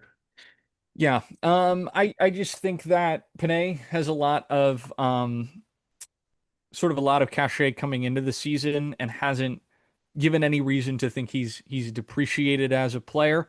I'm not going to pretend that I'm super great at evaluating offensive line, but various podcasts love to jabber on about his ability, and I agree with it. He's able to climb up to the second level. There was a huge run by Gibbs in the Monday Night Football game where he's basically keeping step with Gibbs. So I'm more just poking fun at maybe some of the more like analytics nerdy podcasts, which we are nerds. But yeah, Penne's just really, really, really good.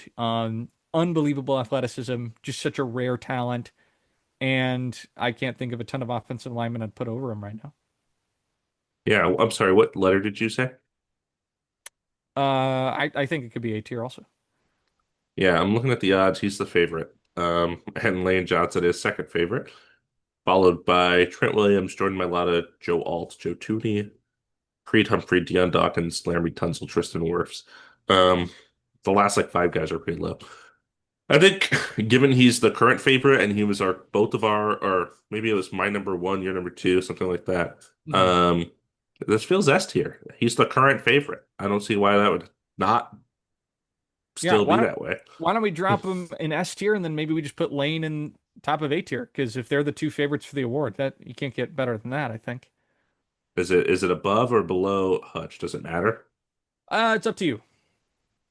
Probably above if he's second. Hutch was like fourth. Yeah. Um, yeah, I mean, I honestly I'm surprised that Lane Johnson is still disfavored because Saquon has had a pretty subpar season by his standards with the giant workload he had last year. And granted, it's not just that. You know, the Eagles have a lot of Jalen Hurts running. They have a lot of tush push. They have a lot of passing protection and stuff like that too. So it's not just a run game, but I'm just surprised he's like number two. Yeah. I do think this is probably just a lot of that name recognition. Eagles are known as an offensive line team, so they get all the offensive line buzz, whether it's maybe deserved this season or not. Uh, those were the two players we had aligned. Let's start with your pick, who was on the betting list. So pretty strong prediction from you. Surprised, honestly, because he missed like three games. But it's Joe Alt, and Mhm. he's here with the Rashawn Slater injury. It was the reason I made this pick.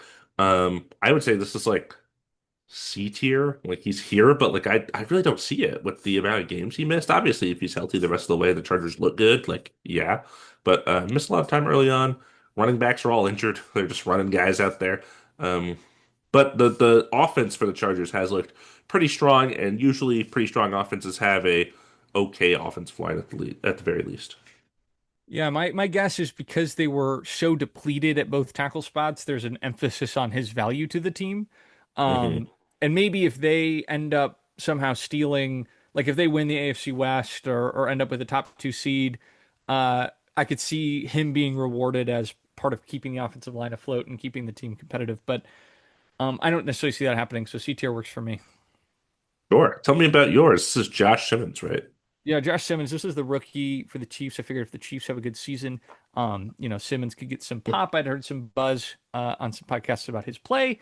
He's been away from the team for multiple weeks due to, I think, a family situation, they said, in California. And there's sort of been some spotty reporting. Reed said he's expected back with the team in a few weeks. Either way, I think that's an F tier. I don't know if that counts as injured because he's not hurt as far as we know, but is for some reason not with the team right now. And so I think that's an F. I don't see Okay. that situation. Honestly, I'm This is worried about a that situation. When a player is away from a team and no one really understands why or isn't talking about why, um, it either means something really grave is going on, which, I'm worried for him in that respect, or right. there's a reason that he's away from the team that they really don't want to publicize for one reason or another. That's maybe not so great for maybe where that player is. So, hoping for the best for him, and unfortunately, So does not look to be in line for this award. your player, your call. Do you want F tier or do you want the IR for the situation? Well, we'll say F tier because honestly, even if he was playing, I don't think he'd be getting a lot of buzz for this. So, That's fair. yeah, those are the All right. protectors. Nice. Let's do what calls to me next. This is tough. I think in the preseason you talked about how uninteresting MVP is um, when we did this. So let's knock out the MVPs. We had six different players here, so no, totally different on our front. I'll go through mine first. Josh Allen is who I had winning, I think. Did I get that right? Yep, that is who I had as my number one. Let's look at the odds right now. It is um, unnamed person is the current favorite. We'll get to that in a bit. Josh Allen is number two. Drake Maye is number three. Another unnamed person is number four. And then Jordan Love is tied with them. And then Jonathan Taylor is fifth right now. So um, Josh Allen is second, which is honestly surprising to me because I feel like Hmm. the Bills haven't looked like they did start off really hot, but they haven't looked super dominating in the last couple of weeks, and it hasn't really felt like the Josh Allen show. But I could be wrong. I would say, I mean, this feels like despite him being second, this feels like a B tier to me. It doesn't feel like something crazy. Yeah, this kind of feels like a bump from winning last year as opposed to reflective of his play. And I have a guess as to who's at the top of this list, but you're being coy about it, so I won't push if you don't want me to. We'll get there. We'll talk about Sure. it. Sure. But yeah, I'd say B. B's good. B's good. Okay. I have Lamar, who's who I had second. He's missed several games. The Ravens are a disaster. Couldn't have predicted that to happen. I'm trying to think if he were healthy, would the Ravens have won? Would he be in the conversation? Sure, but like I don't know. This is like F tier IR. That's like my two options. Because obviously there's like basically no chance anymore with the missed games and how bad the team has been, and then um or yeah, or it's IR because he was out. So what do you think? Do you have any strong takes for that? There's the part of me that says if they come back and go on a run, I could see the league glorifying Lamar's return and crediting him as the reason for the team winning and winning and winning. And people completely forgetting about the fact that he dropped multiple critical high leverage games early in the season. I Yeah, personally don't think Lamar should win MVP this year, even if the Ravens are able to surge back into the playoffs, especially and I don't with think they will. yeah, with Snoop especially getting the first win. I think that might put some dirt on it. But if you want to go injured reserve, I would understand for this one. At this point, he's missed what, 4 games or okay, F tier Yeah, two. I'll go F tier because he could play, and I'll put him above the other guys because I think the other guys have legitimately no chance. Yep, Um, but I I'm looking guess, great so far. huh? I'm looking great so far. You know, where I got the worst pick, but go ahead. Well, we have some more we'll talk about, and maybe we'll have to bump some up because there's a lot of things to put on this list, and F tier can only be so large. Um, I have Jane Daniels next, who's also been injured, and the Commanders have also been struggling. So it's a similar situation. He's missed, I think, maybe one less game, like only 3 games. Um, and Mariota looked good in the first time. This time he did not look so good. But yeah, even when Jaden Daniels was there, I don't think he was playing like this world-beating kind of thing. But thinking back to especially kind of like you mentioned with Lamar, Jaden Daniels' rookie year and how successful this team was with him under center the whole way. Now he's not there, and they're kind of like falling apart at the seams. It seems like um, maybe this is a little higher at like a D tier, but it's low. It's like D or F still.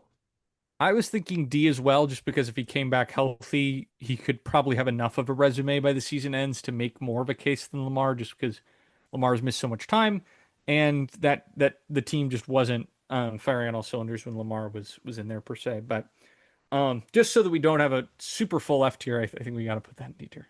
Sure, sure, sure, sure. It's gonna get worse. Yeah, hit me with your guys.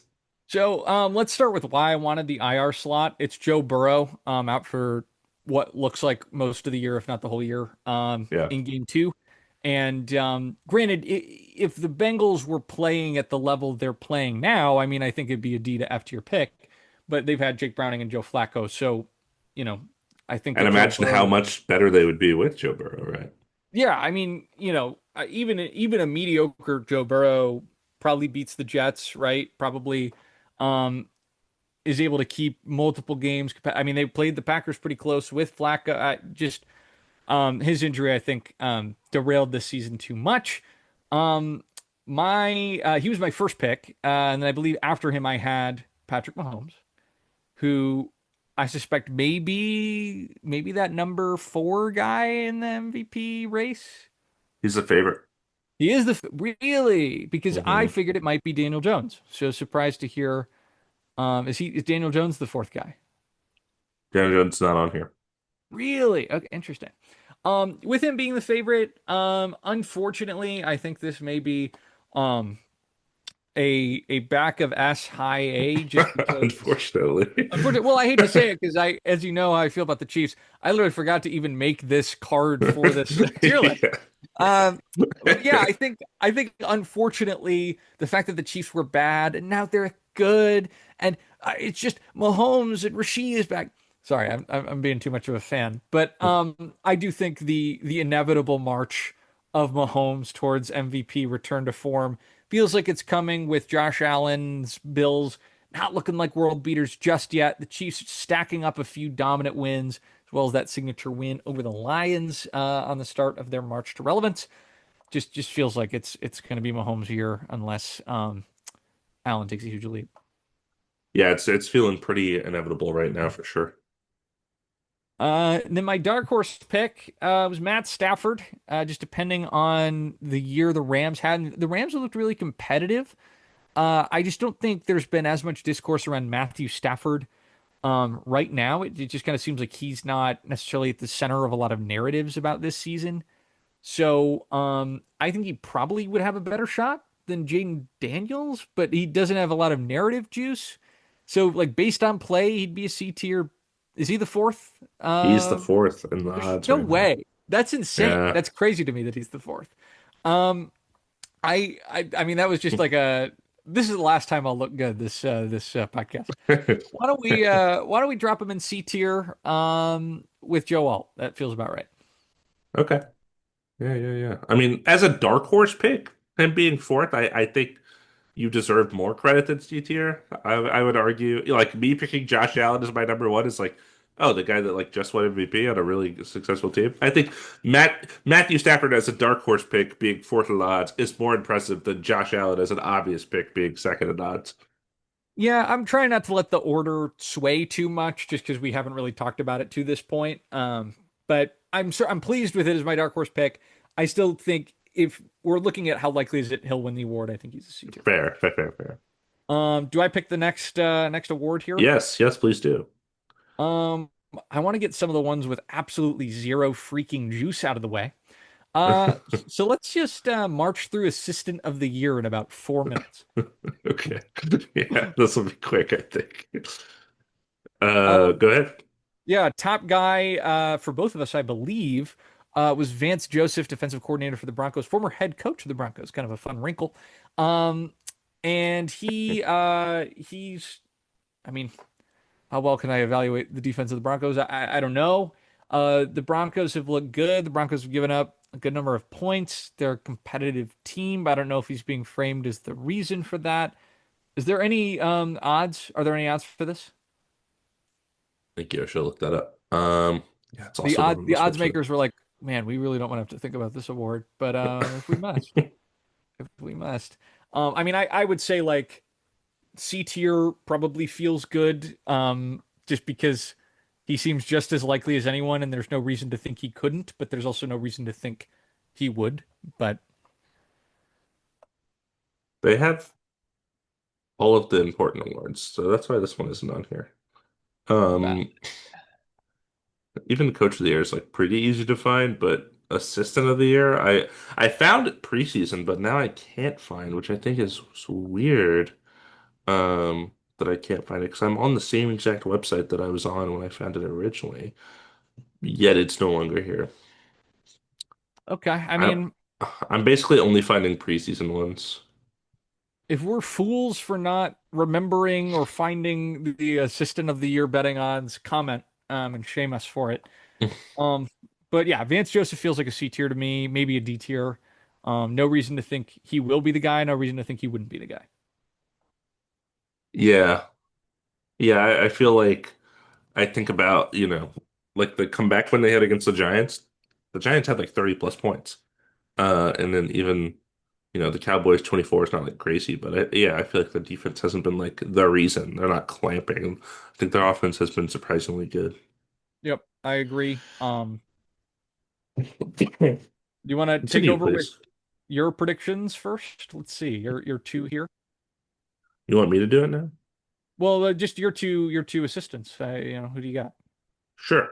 I had Cliff Kingsbury, Washington offensive coordinator. That's not looking so hot as Jaden Daniels has been out. I guess these kind of award predictions for me went hand in hand. I didn't really think about it that way, but they do. And yeah, even when he was there, I would say their offense hasn't looked in it like any great shakes. So this is feeling like a pretty low, a D tier on F tier for me. Yeah, I don't think he's done a ton to. If Marcus Mariota had won two of the three games that he played, maybe. Um, he just got the one win, so I would say probably low D, high F. Sweet. Cool. And then my other one, oh boy, Zach Robinson for the Bears, their offensive coordinator. I should Yes, clarify the Falcons offensive coordinator, Zach Robinson. I said Bears. Why did I say Bears? Um, I don't know who I was thinking about because I don't know. Sorry, thank you for the Falcons. I was literally thinking of Bijan when I said the Bears. I don't know how that happened. This is a weird one. They beat the Bills. They get blown. I mean, yes, they get blown out by the Panthers. Score 0 points. Michael Penix looks horrible. And then the next week they look like pretty fine against another competitive team. So inconsistent. I think their offensive utilization has been interesting. I think Kyle Pitts is having kind of an underrated season. I think Drake London has been good, although injured lately. Darnell Mooney injured for much of the season. This feels higher than Cliff Kingsbury, but not by much. Like maybe a little higher in the D tier. Yeah, Um, yeah, that feels right. and that's about as far as I could go. I would say like yeah, I'm honestly like maybe just right above Cliff Kingsbury. I'm Yeah. not like super high on either of those picks right now, of course. Yeah, I'm gonna take care of one of mine super fast. I think I had the idea that Joe Burrow would be the MVP because the defense would be bad, but he'd will them to a lot of wins. And then maybe if Joe Burrow wasn't that guy, maybe the defense would be elite, and then that would give defensive coordinator Al Golden of the Bengals a shot at this award, Assistant of the Year. Instead, he's an F tier. They have not looked super competitive without Joe. I mean, I will say, not the worst defensive performance. I would Sure. say, a lot of the narrative has been like the Cowboys or the Bengals of last year. So he doesn't have the most smoke in the league as like a bad DC, but he's not winning this award. And I'm pretty comfortable putting him in F tier. Where in F tier would you like? I would say, gosh, I don't know, between Nick Chubb and Josh Simmons, I guess. Like, Um, Perfect. This one actually might low key be a really good pick. I kind of feel good yeah, about this. I picked Josh McDaniels, Patriots OC, as a potential winner for this award. And with the way Drake May's playing, he might get some pop for that. How much I don't know. Um, this might be like C tier after Joe Alt. Like I feel maybe slightly more confident than Vance Joseph, but I have no radar for this award. So no, I think you gotta give yourself more credit. This feels like B or A for me. wow, The okay. Patriots offense has looked so good, and Drake May has looked so good. It's like the Broncos defense has been fine, but I think the Patriots have been like a story so Yeah. far. I didn't want to puff myself up too much, but I did feel good Yeah. about it. Why don't we put it in B tier, with Josh there, just because this feels like an award that could change, and also Drake May might take a lot of the awards juice from the offense. But The Josh tier so far. yeah, I think it's worth that's good. The Bosch tier. I think it's it's worth noting, right? Ben Johnson getting an Assistant of the Year nod, and Jared Goff not really being in consideration for MVP or anything. You wonder if Drake May ends up taking MVP. Do they look elsewhere for the Assistant of the Year? But Fair. Very fair. all right, Since you did this a system, I'll go ahead and just take the head coach position. Um, I do have odds for this one, I believe. Yeah, so odds right now are looking like Shane Steichen as the favorite, Mike Vrabel second, Kyle Shanahan third, Dan Campbell fourth, Mike McDonald fifth, Sean McVay sixth. Did you say So Mike McDonald? I thought you said Mike McDaniel. I thought there's no way. Mike That's McDonald, yeah, funny. Seahawks. Yeah. So I had Kyle Shanahan as my number one. He's currently third. So I feel pretty good about that. I think the narrative, right, is they've been so injured. And that I kind of knew they were injured going into the season, and then they continue to get injured over and over and over, player after player. Yet they have strung together win after win after win and still look like a pretty competitive team, despite their loss last week to the Texans. This feels to me like probably like a B tier pick. Like I'm feeling pretty good about this one so far. Yeah, I was feeling B or A. It's definitely a slam dunk, especially compared to the rest of our coach picks. So Yeah, after that, after that, it's it falls off. a little bit of a question mark. I like it No more than my Bosch Josh Allen tier, pick. So now a bile tier, but that's okay. bile, yuck. My second pick was Liam Cohen, who I think if we looked at this maybe 3 weeks ago, this would be pretty good because the Jags were really hot. But I mentioned they had a really tough part of their schedule, and they have just played most of it. It was Chiefs who they actually beat, and then it was like Seahawks, and then it was another pretty good team, Rams, I believe, and they lost both of those games. So they aren't looking great. He's not in the odds. Oh, I can actually open the odds and look a little further. There he is. He is number eight, I think. Not a terrible pick. The Jags have looked fine, but I don't think it's as good as my Shanahan pick.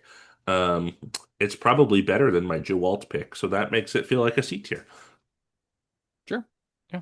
I think he's got a chance if the Jags end up making a wild card of being in the conversation. Right. And they've seemed like that level of team so far. I love that nice wide picture. Mm-mm-mm. Yeah, it's a big picture.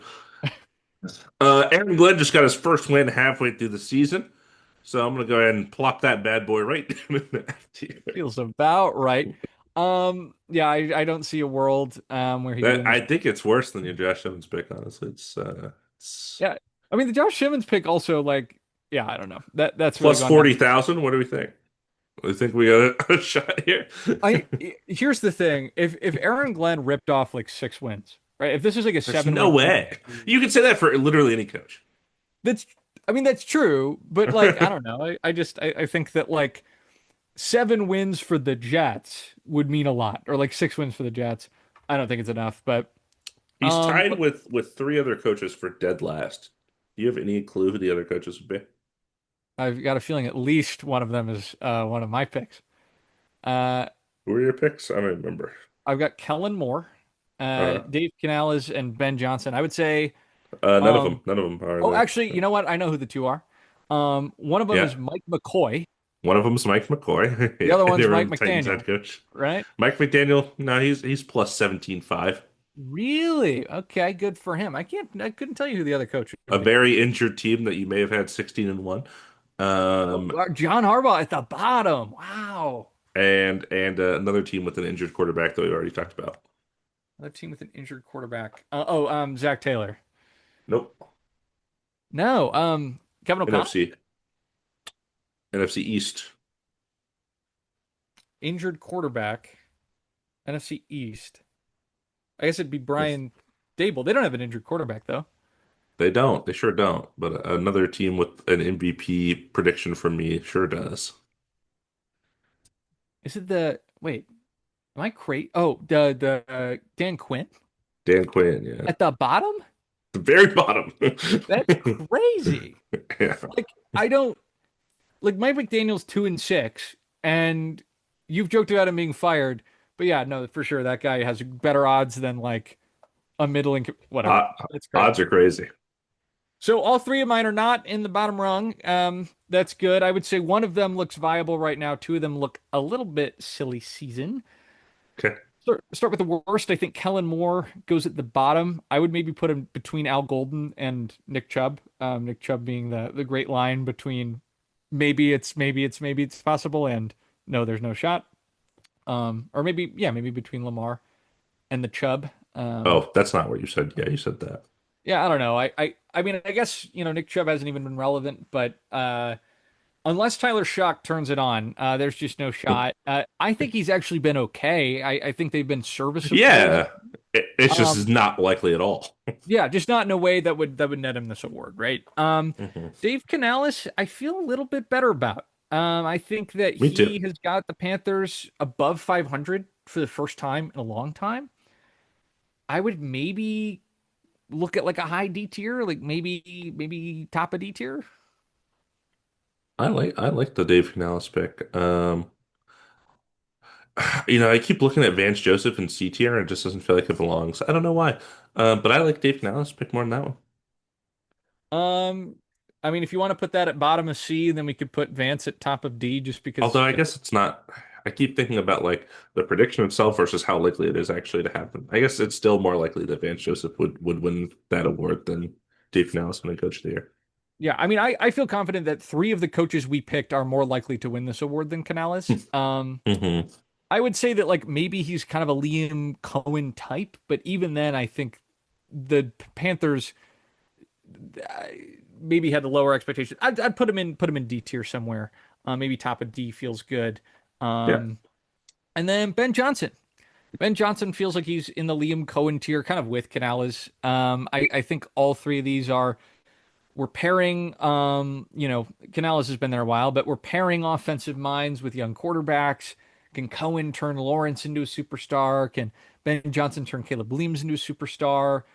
Bears had a nice 4-win streak going there before that ended against the Ravens. So I feel like that shines well on Ben Johnson, and I think the way he impacts offensive coaching is so visible because he has Hmm. such a distinct style. Previous assistant winner. I would maybe put him after Joe Alt, but ahead of Vance Joseph. Um, After Joe Walt, ahead of Vance Joseph. Yeah. Yeah, I mean their recent defeat against the Ravens this week wasn't great, but I think before that they were looking like a well-coached team. And I think it's not a lack of coaching that is the issue right now for sure. Sweet. Am I next up here? You are up. So this Uh, is an interesting tier list. I'm learning that we're stupid. Because the top is empty and the bottom is full. I mean, granted, we took 3 stabs for each award, so it's bound to be, one will look good, and then two will look okay. I think we could have done worse. Especially with the Coach of the Year award, I feel like we ended up in an okay bracket. Let's do. I want to get another one of my F tiers out of the way. Let's do Defensive Rookie of the Year. Okay. We had one of these in common for some Yeah. reason. We both were like, you know who we like? That's safety for the Ravens, Malachi Starks. Um, could you He's name a like single 10th. thing? He's like 10th in the odds right now. I couldn't tell you a single thing he's done all year. I was worried that he Well, was injured and I'd forgotten. Like been healthy. He's been played. healthy. Hey, I the think he best did miss like ability a is game or two, availability. but And that's no disrespect to Malachi Starks. I just like really have no concept of what the Ravens right, defenders that have been left post triage have accomplished. So, right. um, where do you want to put our killer pick of Malachi Starks? Malachi Starks, considering, a billion people are drafted every year and he's 10th, that doesn't Yeah, feel terrible. no, Like that feels like an average, maybe like a C tier pick. Maybe D tier, I don't know. I could see him going between like McCarthy and Zach Robinson, maybe. Um, I feel like it's better than McCarthy. I feel like McCarthy fair, has no fair, fair. shot. Yeah, I feel like McCarthy still has the narrative if he manages to come back and be good, but maybe ahead of Jaden Daniels, maybe. Up to you. I leave it to you. Yeah, that's fine. Cool. Why don't you hit me with your other D Roys? Yeah, these D-Roys destroyed my capacity to look competent. Enjoy football. Yes. Well, when's that pod dropping? Enjoy basketball fans, rise up. Uh, Jalon Walker for the Falcons. I will say the Falcons defense looking good Hmm. does help this a little. The fact that Jalon Walker has played a relatively small part in that fact does. I mean, they've looked good. They've looked disruptive. I just don't think anyone's talking about Jalon Walker as an individual player looking elite. Though I also honestly couldn't tell you who the favorite for this award would be. Yeah. Um, unless I'm missing someone obvious. Maybe there's like a corner floating in the ether somewhere who's. doing some damage. But this feels like I don't know, mid D tier. Yeah, Low this D. feels a little lower than Malachi Starks, and he is a little lower on the odds. Because I do think it's more of a unit thing and not an individual player thing. Um, there you go. You can go right there. Perfect. And then can you just drop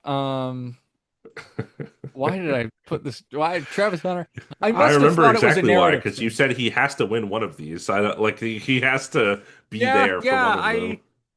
I defense You won't probably be picked the it. wrong side of the ball, but Yeah, well, I don't think he's winning either at this point. But for sure. um, I mean, I'm willing to put him, man, maybe above Al Golden. I mean, I don't know, man. He's in the slot pile. With respect, he's made some acrobatic plays on offense, but he just hasn't really showed up on defense in a way that makes me confident he's going to be um winning this award. It makes you feel better. He's right below Jalon Walker. Well, So there you go. yeah, I guess two trash picks right next to each other. There's something to that. Let's talk about who I have. I have the odds on favorite still, Abdul Carter. He's number one. Um, which I don't really know if that's correct. I feel like I haven't like I've watched Giants games and I feel like I don't notice him do things particularly. Yeah, Maybe he just that plays a lot. it feels like name another defensive rookie. I Right, don't right. necessarily know if he's played like a defensive rookie of the year. I just think no one else has outplayed him per se. So No, uh, number five on this list is Andrew Makuba. I have no idea who that is. I don't know safety what for the team that Giants, guy baby. plays for. Oh, Football, okay. football. Let me look Great. that up to make sure I wasn't lying. Where do you want him? Where do you want Abdul? Abdul feels like because he's the favorite, he has to be relatively high, but I don't think like it's a crazy thing to be like, oh my God, I'm a genius for making the pick. Though it seems like you may win it anyways. Um, it feels like kind of Josh Allen tier, right? Like it's like a Yeah. pretty obvious name that I picked for an obvious award. But Josh Allen won last year, so I'll put him right above Josh Allen. Issuing a correction, Makuba plays for the Eagles, not the Giants, but he's a safety. Hey, that's a different team. Same division. You're close.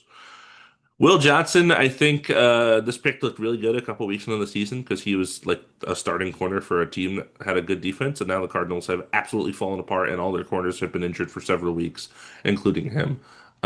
He's tied with Malachi Starks at like 10, so great, but with the injuries and the way the Cardinals look, I feel worse about that and worse about their season-long prospects than I do for Malachi Starks and the Ravens defense.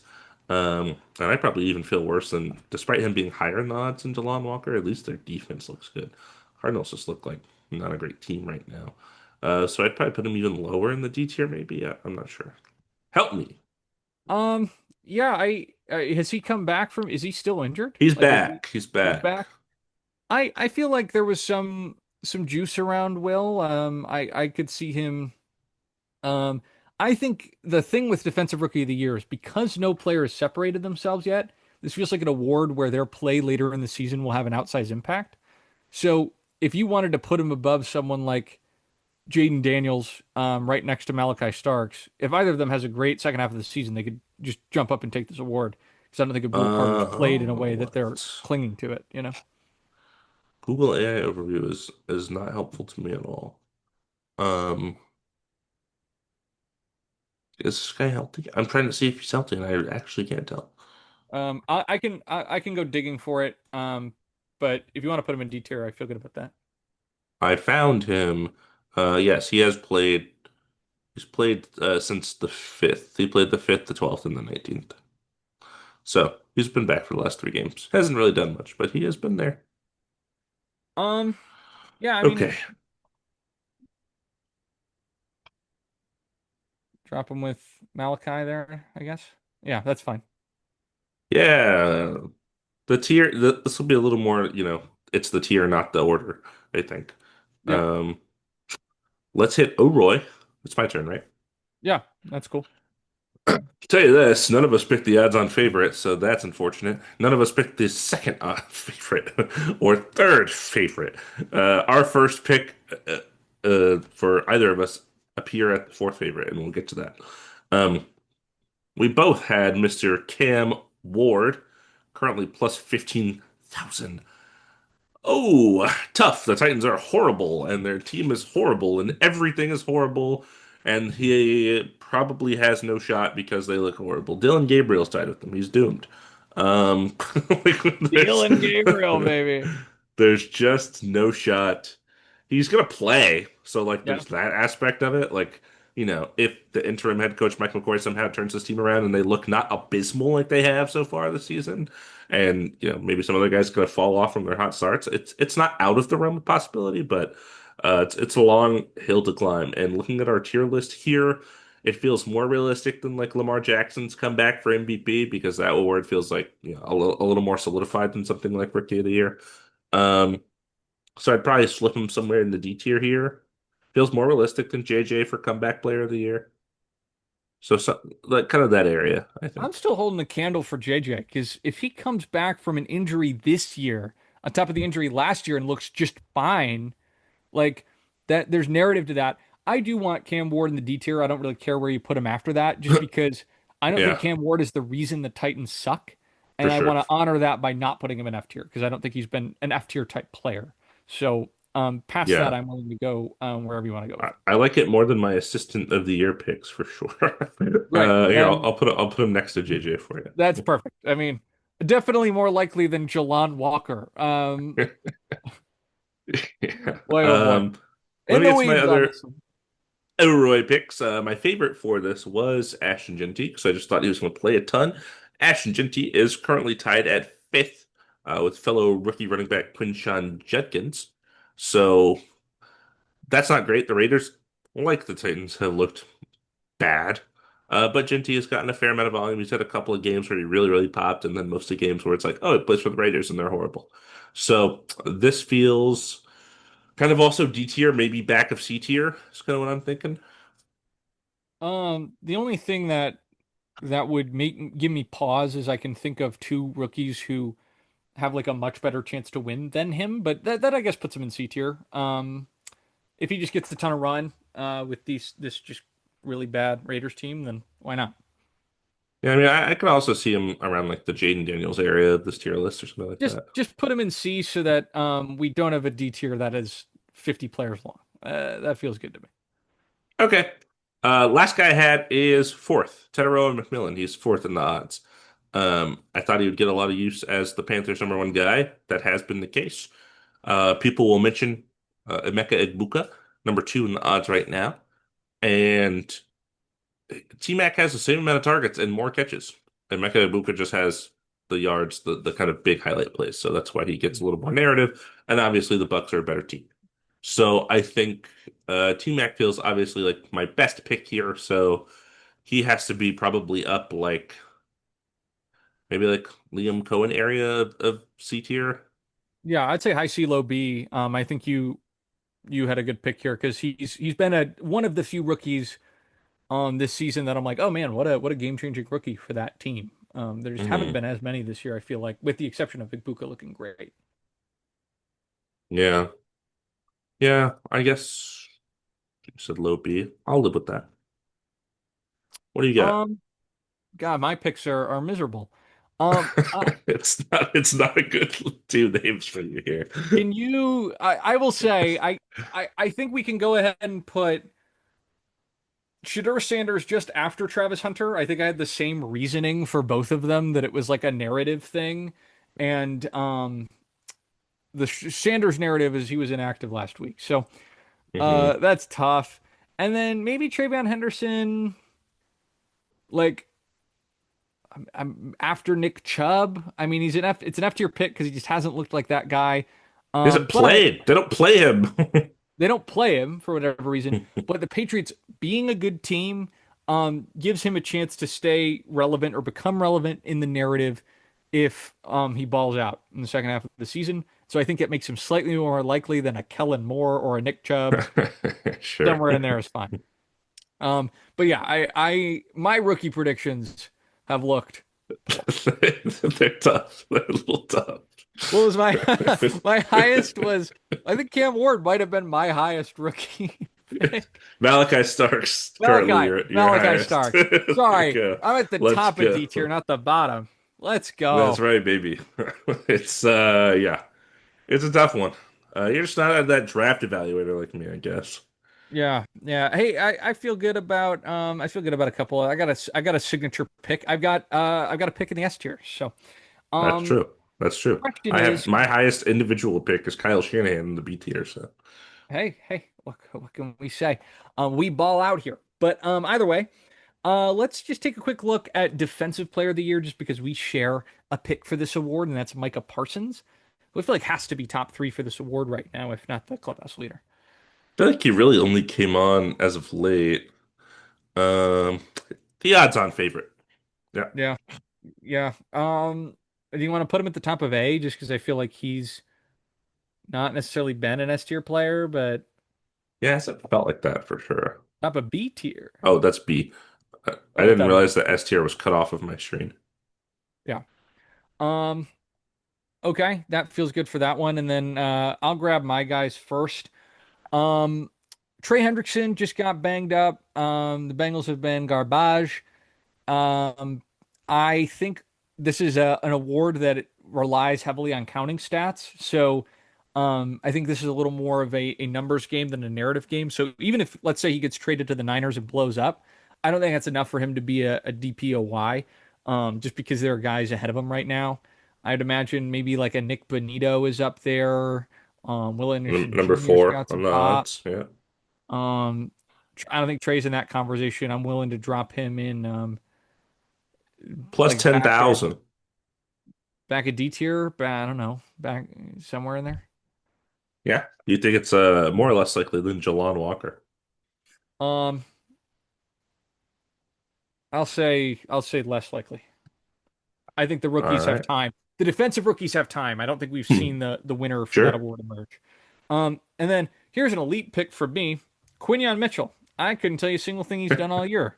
Um, I understand Uh, why I picked it. You know, it's the Eagles narrative, but the Eagles have just been the AJ Brown show. Defense hasn't really been discussed much on a national stage. And Quinyon Mitchell, I don't think, has separated himself. Let me make sure he doesn't have like six picks, and I just didn't notice. Um, I'll tell you this: he's the fourth Eagle defender listed on the odds.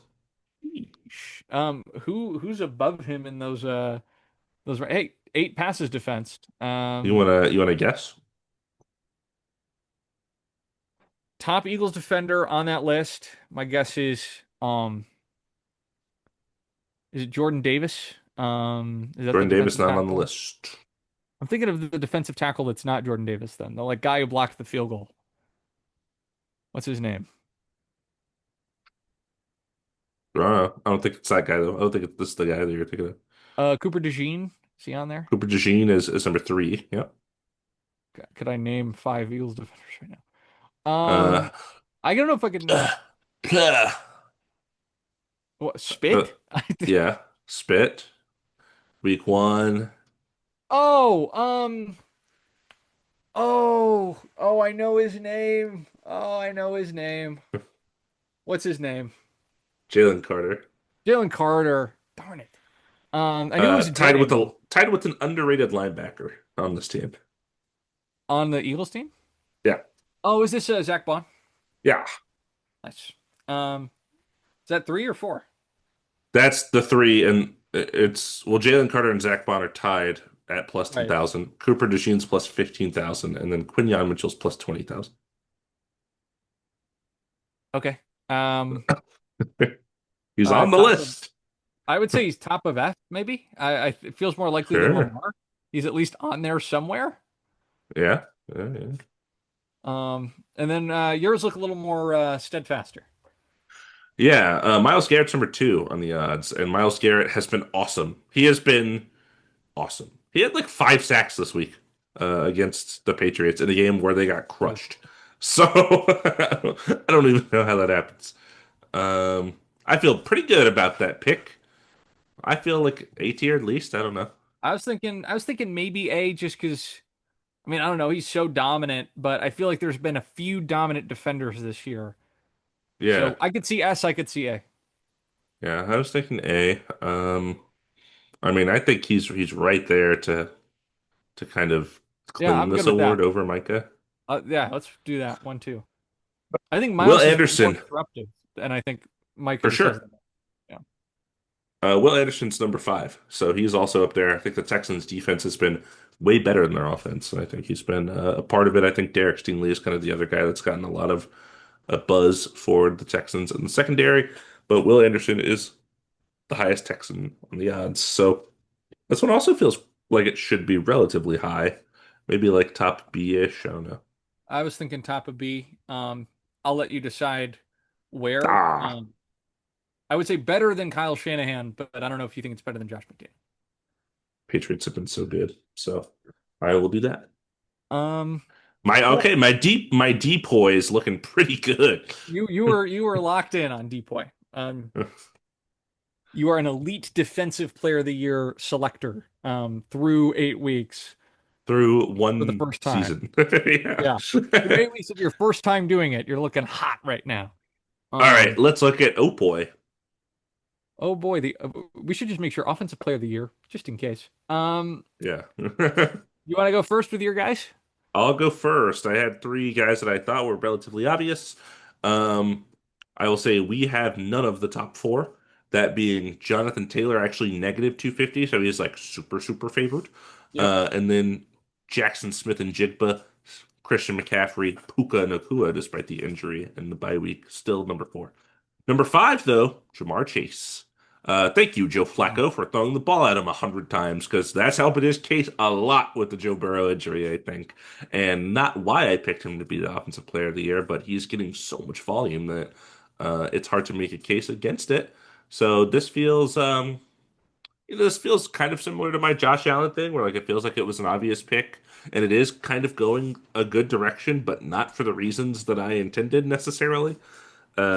So it feels like kind of somewhere in the B tier, perhaps. What do you think? You said B tier for Chase. Yeah. Yeah. I would say I would probably put him after maybe after Josh Allen. The only reason I say that is I think the team success has been so low that he's not going to get any pop from the team success. But I think in terms of picks, as a player, he's playing great. So This B tier tier for is sure. dominated by me. I am noticing. Well, I messed up F tier, so don't step to me. I think I have, God, I And have like a vast majority of F tier. That's crazy. there's some F tier. I put Aaron Glenn at the end, don't worry.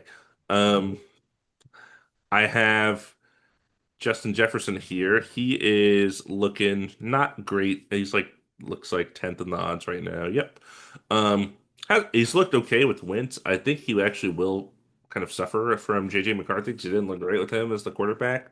Him being a mobile QB and not exactly having that connection and all of that yet. So this right now is feeling like a pretty bad pick because the reason I picked is this is because I thought he would be kind of a like that's my guy. I'm just gonna throw it to him 100 times. I'm a young QB, but when JJ was the QB, like he's going to be for the rest of the season, it didn't look great, and I don't foresee it getting that much better. And their offense hasn't looked great with JJ without JJ. So this one definitely feels lower. This is feeling like a D tier maybe for me.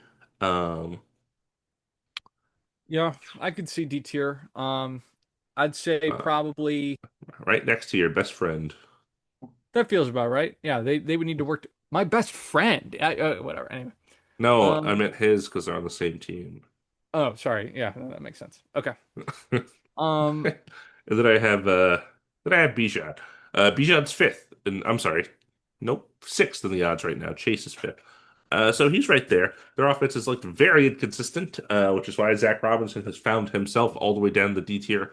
I think Bijan's probably higher than that. I think he has been an excellent player for their team this year.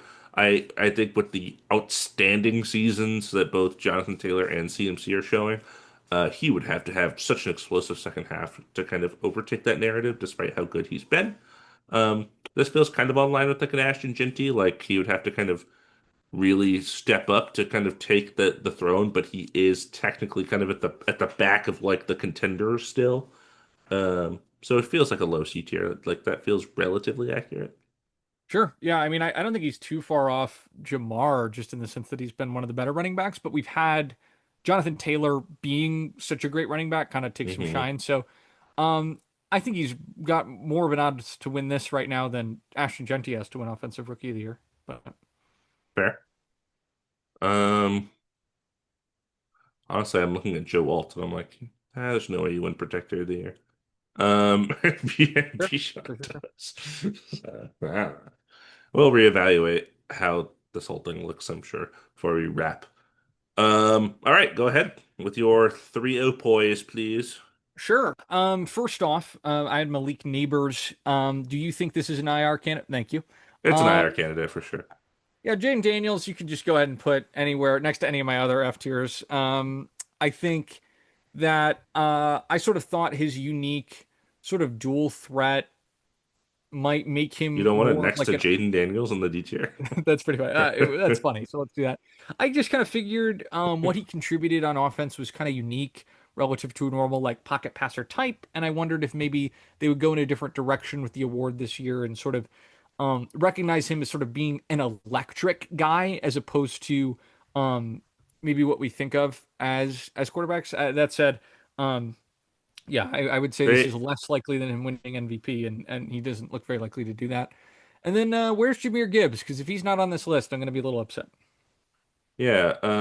So I want to point out here the idea that you had, I think, what is kind of relative. It's all the way down at number 12, which for QB is pretty good, but that's where they have Drake Maye, and he's been running a lot for them this year. Hmm. So that could be kind of that narrative you were going for. And then Yeah, Mahomes, Josh Allen are all kind of in this area too. So not a horrible, I think, idea you went for. I just wanted to throw that fair, out there. fair. Is Gibbs in the top 10? Gibbs is in the top 10, barely at number 9. Yeah, He's not the highest lion on the list. um highest Lion for offensive player of the year. That has to be left guard Christian Mahogany. It Um, actually isn't, surprisingly, I know. Shocker. Highest on the list for Lions, I guess, would be St. Brown, kind of by default, right? Yeah, he's number 7. I don't. I mean, okay. I think here's the thing with Gibbs. I think I had the belief that Gibbs would become a top three running back in the league this year, Hmm. and I still think that any given year he could be. I think right now, the season Jonathan Taylor is having is kind of pushing every other running back down the Q rating. Um, would I take him over Saquon right now? I'd say they're probably playing. You know, he dominated Monday night, right? Before the performance we saw from James Cook, who's probably number five or number They're seven in they're this. actually tied for this right here. That At feels right. number That actually feels perfectly correct to me. I would say this is probably. I would have a maybe right above. This doesn't feel like a D tier pick, but it doesn't really feel like a C No, tier I don't pick. I don't think it's that low. I mean, he's in the top 10. Yeah, I mean I would put him in that Bijan range maybe, maybe a little lower, um, Yeah. maybe after Joe Yeah, Alt. I think he suffers from the rest of the offense being so good. Yeah, Whereas and I Bijan think is yeah, like, here you go, Bijan, you're the guy. yeah. Kyle Pitts isn't up there. Shocking, I know. That Drake feels London is right. actually on here at plus 22,500, which is insane. But That's hey, I don't gamble, but if I did, followed shortly by Rico Dowdle. Okay. um, all right. Is there any change you feel we should make? It's a crazy list we have here. This is wild, man. Man, Nice thing is yeah. our tier list could age like milk because we could end up being so wrong about what we think will happen still. We should tier Yeah. list this tier list at the end of the season. That'd be great. So that would be hilarious. So we're doing how likely are these picks that we made in the preseason to occur? How good do the picks look right now for end of season awards? Yeah, I mean, I think those are pretty correlated, right? Yeah, for sure, for sure. And like there's So possibilities, of course, but how they've looked so far and how they could look, obviously are two different things. I think you brought up a couple of players like JJ, for example, like obviously barely played, but the rest of the season, what could it look like? Kind of a question mark. So, um, Panay and Mahomes being odds-on favorites right now. I don't see the Chiefs faltering. I don't see the Lions suddenly not running. Both of those in S tier as the current favorites seem fair. Um, I don't think Micah has been this necessarily explosive player. That being said, he was unhealthy to start the season. If he's currently the favorite, I think he's just going to get better. And I think their defense has looked really solid, not necessarily because of him, but if he's like the narrative poster boy for a really good unit, Yeah. Yeah, he I think probably Miles has to Garrett's be in the the S tier because he's the favorite. Like he is the favorite right now. And if you want to put him in the S tier, I'm cool I with don't that. want to. I'm just like it's we have the other two favorites in That's there fair. that I we think we that we should, pick. but definitely back of S. Yeah. Do you And I would like Panay or Mahomes? But I think Panay is more of a lock than Mahomes for this I award. want Pineda to win more. So that's cool with me. You don't want Um your tier list to be Patrick Mahomes as the first name in the I'm top good. of S tier. I don't need that smoke. And it's Yeah. my pick too. God, it's gross.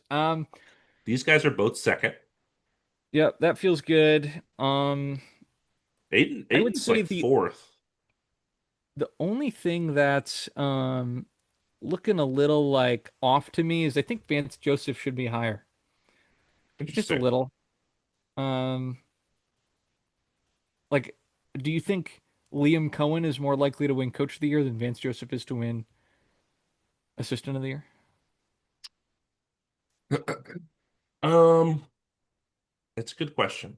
Expectations matter in this, I think, for coaches, and I think the Jags making a wild card team or being a wild card team at like 9-8 for voters may be more impressive than the Broncos being, you know, they could win the AFC West. They're winning the AFC West right now.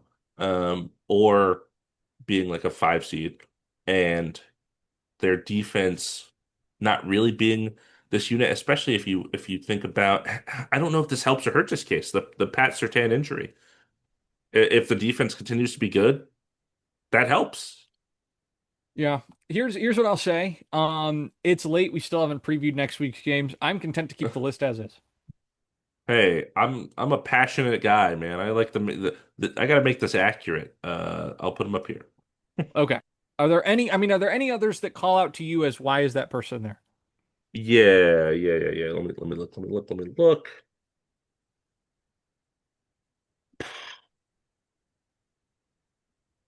This all feels fairly fine. Um, dead air, dead air, dead air. I'm not speaking. Yes. Thank you for creating an opportunity for me to just ask you out there listening, uh, maybe you're seeing this in a short. Man, comment any of our predictions that you think were especially egregious. If you think we're sleeping on a potential candidate, would love to hear your thoughts. Honestly, I had a lot of fun going through these predictions here because I think it's a sneaky good reflection of how the season's gone, keeps us in touch with the big narratives, and just goes to show how quickly things change. I mean, Lamar being an F tier MVP pick is crazy, um, but that's the fun of the league. So I see you sunk Joe Alt. I think that's probably fair. Um, Yeah, the I'm injury good bugs to me. what bugs you? The injury, I'm surprised he was so high on the rankings with the injury. Yeah, I guess I just think like the offensive line awareness nationally probably drives this award so much. And we talk Hmm about three offensive lines right now, which is the Eagles, the Chargers, and the Lions. Two for good reasons, one for bad reasons, you know? Mm. That's my only thought. I mean, I think you're right, him being hurt. Um, again, if the Chargers kind of flunk out the rest of the season, I don't think he's in consideration. But Panay Yeah, and Lane Johnson are both good picks, so that would push him down for that reason. I'm cool with I'm cool with this. Cool. Do you wanna do a readout of this? Yeah, let condensed. me let me prep for the social media content guru And I'm that going to say I this. will be. I need you to take S tier because if I take A, then I'll get F tier, and that feels right to me. Okay. There you go. Yeah, here we go. Big tier list here. Kind of zoomed out, but we went back and reviewed our preseason picks for each award, and now we have created a tier list for how likely these awards are to still occur based on the season so far. In S tier, both Jared and I picked Panay Sewell for Protector of the Year. Jared picked Patrick Mahomes for MVP, and we both picked Micah Parsons for Defensive Player of the Year. In the A tier, Damon picked Miles Garrett to win Defensive Player of the Year. We both picked Lane Johnson for Protector of the Year. And we both picked Aiden Hutchinson for Comeback Player of the Year. Worth mentioning, we had three picks for each award. I should have said that at the start. For B tier, Jared picked Josh McDaniels as Assistant of the Year. I picked Will Anderson as Defensive Player of the Year. Picked Kyle Shanahan as Coach of the Year. I picked Abdul Carter as Defensive Rookie of the Year. I had Josh Allen as MVP. I had Jamar Chase as Offensive Player of the Year, and I also had Tedero McMillan as Offensive Rookie of the Year. In the C tier, I picked Matthew Stafford for MVP. We both picked Vance Joseph, defensive coordinator of the Broncos, for Assistant of the Year. You picked Liam Cohen, head coach of the Jags, for Coach of the Year. You also picked Bijan Robinson for Offensive Player of the Year. I picked Jameer Gibbs for Offensive Player of the Year, and Ben Johnson for Coach of the Year. You picked Ashton Genty for Offensive Rookie of the Year, and offensive tackle Joe Alt for Protector of the Year. In D tier, Jared had Dave Canales as Coach of the Year for the Panthers. We both had Malachi Starks Defensive Rookie of the Year. I had Jaden Daniels for MVP. Jared had him for Offensive Player of the Year. I had Will Johnson Defensive Rookie of the Year. We both had JJ McCarthy Comeback Player of the Year. I had Justin Jefferson for Offensive Player of the Year. We both had Cam Ward as Offensive Rookie of the Year. Jared had Jalon Walker as Defensive Rookie of the Year. Jared had Trey Hendrickson as Defensive Player of the Year. And then I had a couple of coaches here, assistant Zach Robinson for the Falcons and Cliff Kingsbury for the Commanders in the D tier for Assistant of the Year. And then in the J for Jared, I mean F tier, we have Quinyon Mitchell for Defensive Player of the Year. That was my pick. Damon picked Lamar Jackson for MVP. We both mind melded on Nick Chubb for Comeback Player of the Year. I chose Travion Henderson for Offensive Rookie of the Year. I chose Kellen Moore for Coach of the Year. I chose Travis Hunter for Defensive Rookie of the Year. I chose Shadur Sanders for Offensive Rookie of the Year. I chose defensive coordinator for the Bengals, Al Golden, as assistant of the year. I chose offensive tackle for the Chiefs, Josh Simmons, as protector of the year. And then Damon chose Aaron Glenn as coach of the year. Yes, not great. And then in the IR tier, I have a couple of Jared picks. Joe Burrow for MVP, Malik Neighbors for Offensive Player of the Year. Of course, both players out for the rest of the season. Yeah, leave your thoughts below. Shame me as I deserve. Oof, that was a lot of fun. Wow. Well, you really, the listener here on the pod, got to see behind the scenes there, how a short is made, and There you we're really go. happy for you that you got that. Uh, Thank you. 2.5 hours into this, you got to you get to hear that. yeah. Thank you, my girlfriend, and very few others. But Right, right. hey, if you made it, much respect. While you got that screen share, let's do our wheel teams of the week. We'd Oh like to spin a yes, wheel. we Get a mind melded once again. That's exactly what I was gonna do. Yeah, I'm going to read off the bye teams while you've got that open. The four teams on bye this week are the Cleveland Browns, New York Jets, Philadelphia Eagles, and Tampa Bay Buccaneers. So two teams that would otherwise have been a significant risk off the board. And Jared, you are going to be up first here with the Los Angeles Rams as your Okay, wheel team this week. not bad, not bad. I'm so sorry, Jared. Oh God, don't do this to me. Who are they playing? The Saints. No, come on, brutal. I've already done the Saints. Okay, whatever. We really do get like the worst Just the games of the garbage. slate. Wow. It's Okay, crazy. that's awesome. Uh, have Hilarious. fun. Have fun with the Titans this week. Yeah, I like to predict what awful team I'm gonna go Titans or Dolphins. I'm not sure which. horrible situation I'll deal with. Who has the worst game?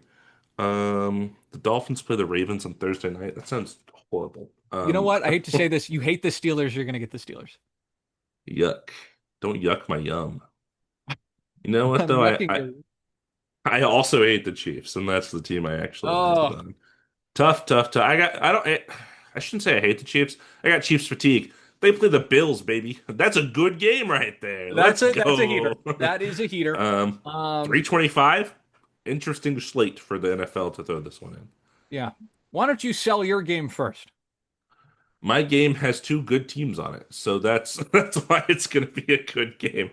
Unlike your disgusting contest that you'll have to watch, I think the Chiefs have been red hot lately. The Bills are coming off of bye, I think, and had a questionable loss to the Falcons and Patriots beforehand. Oh no, they're not coming off a bye. They just demolished the Panthers. That's right. That was your wheel game last week. True. True. True. It was kind of like a buy, but in a little bit of a different way. And yeah, they look super dominant against them. So two AFC contenders in the preseason and two AFC contenders right now. So this is going to be a real important game for the AFC picture going the rest of the way. Yeah, I've actually got a sell for Saints Rams, by the way. I previously That's watched the awesome. Saints for my wheel team and got to evaluate Spencer Rattler, who I thought was solid. This is the first week that quarterback Tyler Shuck will be starting for the Saints. He was a Yeah. high second round pick, so considerable investment for a guy that I feel like you don't invest that pick unless you think they might be part of the future. They'll have a week to scheme around his strengths. Um, and so this will be a good evaluation for the Saints. I know the Rams are my team. I don't know how much we're going to learn about the Rams against the Saints, but let's just see if they can roll over the Saints like they're supposed to. Oh man, we can hope, huh? That's for sure. Yeah, What other games on here are you particularly interested in our week 9 slate? short list. Um, It's it seems to be a short list every week, I'm noticing, and that's a little strange to me. for a season where so many teams ended up being like 500 type teams, they really have started to be unwatchable. I'll take an unorthodox pick here. I'll take Falcons at Patriots. Um, the Falcons are due for a confusing win against a red hot Patriots team. So let's see if we get some magic or if we can just forget the Falcons exist. Because if the Falcons lose, they're a joke. If they win, they have to be in conversation for the next few weeks. Yeah, I mean, who knows about this team? They've been so up and down lately. It's kind of insane. I'll say 49ers Giants does have some appeal to me. With the new backfield, Tyrone Tracy, Devin Singletary backing him up. I think Jackson Dart, how does he look without Scatterboo? I feel like that kind of 1-2 punch has been kind of their calling card since he took over as the starter. And the 49ers, of course, banged up. There's, murmurs of Brock Purdy, of Ricky Pearsall, of Jawan Jennings, of their whole team that has been injured all season coming back. And I think the Giants have, despite a pretty bad loss to the Eagles, have been punching above their weight all season. So I wonder if they will continue to do that this week.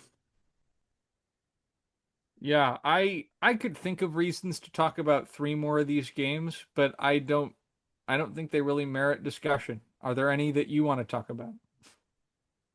Um, Lions fan, JJ coming back against the Lions. That's interesting. That matters. That matters. I like our one-liners, so I'm not going to take up any more. Yeah, Do you want to go first or I'll go first. yeah, do it. Despite their convincing win last week, will Mike McDaniel be fired before, during, or after this game against the Ravens on Thursday Night Football? Um Chargers Titans. This game gives new meaning to torture by electrocution. There you go. I was like, what? Oh, Chargers. I understand it now. Oh. Colts at Steelers. Maybe Aaron Rodgers should have signed with the other team in this game. Ooh, good one. Very good one. Um Broncos Texans. Hope you're ready for the Brock Osweiler's former teams bowl. Uh I can think of a lot of other matchups that I'd rather watch. There's just not a lot of those matchups this week. Fair enough. Very defensive matchup there. That's true. Um, Actually, yeah. This is the matchup to see who takes the lead in Defensive Player of the Year, behind mm, Garrett and Parsons. right. Bears at Bengals. Will Jamar Chase have more targets than the entirety of the Bears receiving core? Nice. Panthers, Packers. Panthers. For some reason, I've shown you so much love. Please reward my love with a win this week. Ugh, that's division hatred rivalry right there. Um, you just want the Packers to lose. The Panthers are not going to win that game. Panthers win that game. I don't understand anything about football. They beat the legendary Falcons 30 to, they beat the they oh they didn't beat the Bills, that was the Falcons. Never mind. Whatever. Yeah, I keep mixing them up in my head as well. They got obliterated by the Bills. That's right. That's right. I just watched that.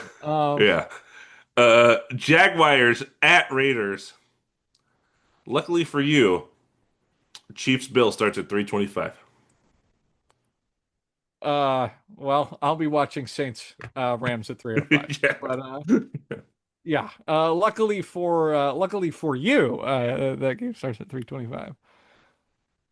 Um Seahawks Commanders. Man, I hope you're jazzed for Sunday Night Football giving us the seventh most interesting matchup this week. Yeah. I Oh, wish actually, Indiana's I've got a healthy. better one. I've got a Okay. better one. Seahawks Commanders.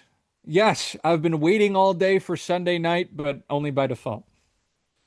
There you go. I like that as well. Last matchup of the week, Cardinals at Cowboys. Over under 35 points. And I'm just talking about the Cowboys. Nice. Good one. Way to finish off strong. In a week where I felt like, man, I was struggling. Seahawks Commanders, I can't think of anything interesting about that game whatsoever. I yeah, Dan Quinn, snooze. coach there, I guess. Cool. Anyway, Did he coach in um, Seattle? he was a defensive coordinator. Thought that I know he was that of the Cowboys. He was also that in Seattle. I believe before he was head coach of the Falcons, he was defensive coordinator for Seattle. Wow, that guy's been all over the place. Yeah. Actually, trivia question. How old do you think Dan Quinn is? Oh, brother. 52. Wow, He's that's way older. he's 55. I actually Okay. thought he was much older than that. So I'm impressed you guessed lower. Yeah, But let's nice. go. With that, looking around, oh my gosh, it looks like I might run out the clock before half, and not be able to get a kickoff, in this Wow.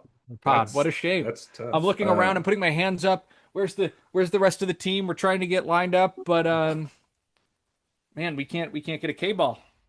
So it appears that this kick might end up just being Not attempted.